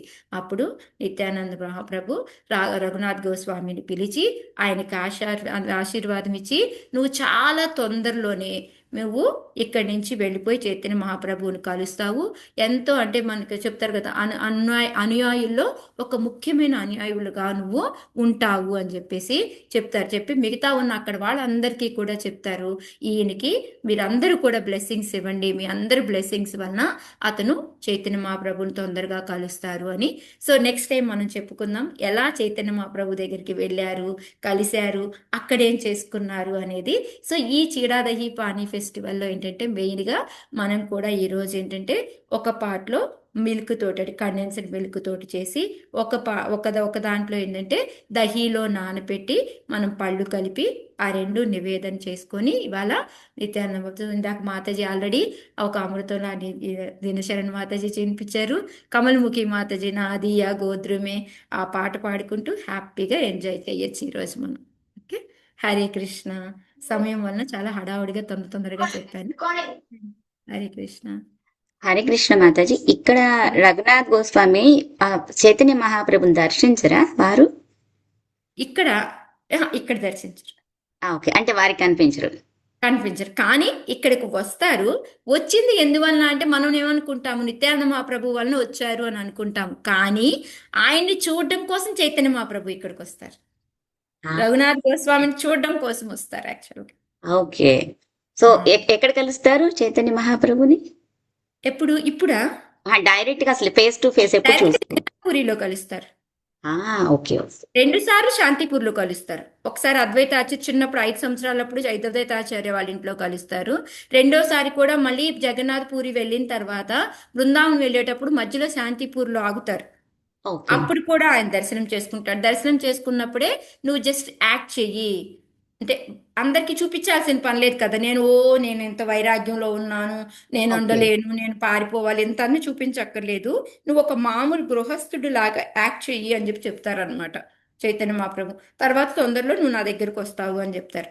కానీ ఆ తర్వాత ఈ నిత్యానంద మహాప్రభు బ్లెస్సింగ్స్ దొరికిన తర్వాత ఇమీడియట్గా కొన్ని నెలల్లోనే ఆయన చైతన్య మహాప్రభు దగ్గర పూరి వెళ్ళిపోతారు. పూరి వెళ్ళాక ఆయన స్వరూప దామోదర్ అప్పచెప్పేసి నీ కొడుకులాగా నువ్వు పెంచుకున్నట్టుగా ఆయనకి నిన్ను అప్పగిస్తున్నాను అని చెప్పేసి. సో అక్కడ అంతా అయిపోయి తర్వాత స్వరూప దామోదరు, చైతన్య మహాప్రభు వీళ్ళందరూ వెళ్ళిపోయిన తర్వాత మళ్ళీ ఈయన బృందావనం వెళ్తారు రఘునాథ్ గోస్వామి. అక్కడికి వెళ్ళి అక్కడ మళ్ళీ సనాతన గోస్వామి, రూప గోస్వామి అండర్ కింద ఉంటారనమాట. సో అవంతా మళ్ళీ తర్వాత చెప్పుకున్నాము. హరే కృష్ణ. Thank you. ప్రణామం. యాక్చువల్గా ఈరోజు జగన్ ప్రభు కూడా మనకి స్వరూపదామోదర్ ప్రభు చెప్పిన తర్వాత క్లాసు ప్రభు యాడ్ చేశారనమాట. చీడదహి ఫెస్టివల్ని మనం అప్పుడు నిత్యానంద ప్రభు టైంలో అప్పుడు తెలిసాం కదా, కానీ ఇది బాగా ప్రాముఖ్యతగా పెంచి ఎక్కువగా చేసింది ప్రభుపాదులు వారు చెప్పారు. కానీ దాన్ని ఇంకా ఎక్కువగా స్ప్రెడ్ చేసింది ఎవరు అంటే మనకి జయపతాక స్వామి గురు మహారాజ్. అట్లాంటాలో ఆ ఫెస్టివల్ని జూలైలో కంపల్సరీ వెళ్ళి చేసేవాళ్ళు. సో ఈసారి అనుకోకుండా అక్కడ ఉన్నారు, కానీ చేసుకునేదాన్ని. కానీ ఎప్పుడైతే అట్లాంటా వెళ్ళారో, మొన్న వెళ్ళిన ట్రిప్లో అట్లాంటా వెళ్ళినప్పుడు మహారాజ్ వచ్చారు అని చెప్పి వాళ్ళు ఆ ఫెస్టివల్ని సెలబ్రేట్ చేసుకున్నారంట చాలా బాగా. ఓకే, సో అది కూడా మనకి ప్రభు చెప్పారు మాతాజీ ఆ నేమ్ కూడా పానిహట్టి అని పెట్టారు కదా అక్కడ. అవును, new Panihati temple. Panihati temple. Hare Krishna. Hare Krishna mataji, చాలా చాలా ధన్యవాదాలు. సో ఈ రోజు యొక్క ఉత్సవానికి సంబంధించిన మొత్తం ఇన్ఫర్మేషన్ ఇచ్చినందుకు చాలా చాలా సంతోషం. భక్తులందరికీ మరొక్కసారి శుభాకాంక్షలు తెలుపుకుంటూ ఆ యొక్క నిత్యానంద ప్రభు యొక్క కృప మనందరి మీద ఉండాలని కోరుకుంటూ ఈరోజు మనం మొట్టమొదటిగా పరమ పూజ్యులైన జయప్రకాశ్ స్వామి మహారాజ్ గారి యొక్క ఆరోగ్యం గురించి, ప్లస్ మనందరి కోసం మన యొక్క ఆధ్యాత్మికంగా ముందుకు వెళ్ళాలని మనస్ఫూర్తిగా కోరుకుంటూ ఆ నృసింహని ప్రార్థించుకుందాం. రసరాణి మాతాజీ ప్రేయర్ చెప్తారు. మాతాజీ ఉన్నారు కదా, 1 minute. మన లిస్ట్ అంతా చదవనా మాతాజీ? చెప్పండి మాతాజీ. ఈవెన్ మీరు ఎక్స్పర్ట్ మాతాజీ ఆ లిస్ట్ చెప్పడంలో. కృష్ణ. ఓకే, దామోదరి మాతాజీ వాళ్ళ ఫ్యామిలీ కోసము, మన దివ్యకులకేశ్వరి మాతాజీ వాళ్ళ ఫ్యామిలీ కోసం, రవిశశ్రీ మాతాజీ వాళ్ళ ఫ్యామిలీ కోసము, నిత్యరూపిణి మాతాజీ, నిర్మలా మాతాజీ, వెన్నెలా మాతాజీ, మళ్ళీ రికార్డింగ్ ఆగలేదమ్మా. హరే కృష్ణ మాతాజీ, రికార్డింగ్ ఆగలేదు, జరుగుతుంది. అయ్యలేదు మాతాజీ. రేపు పానీ హటి దహి చీడా దహి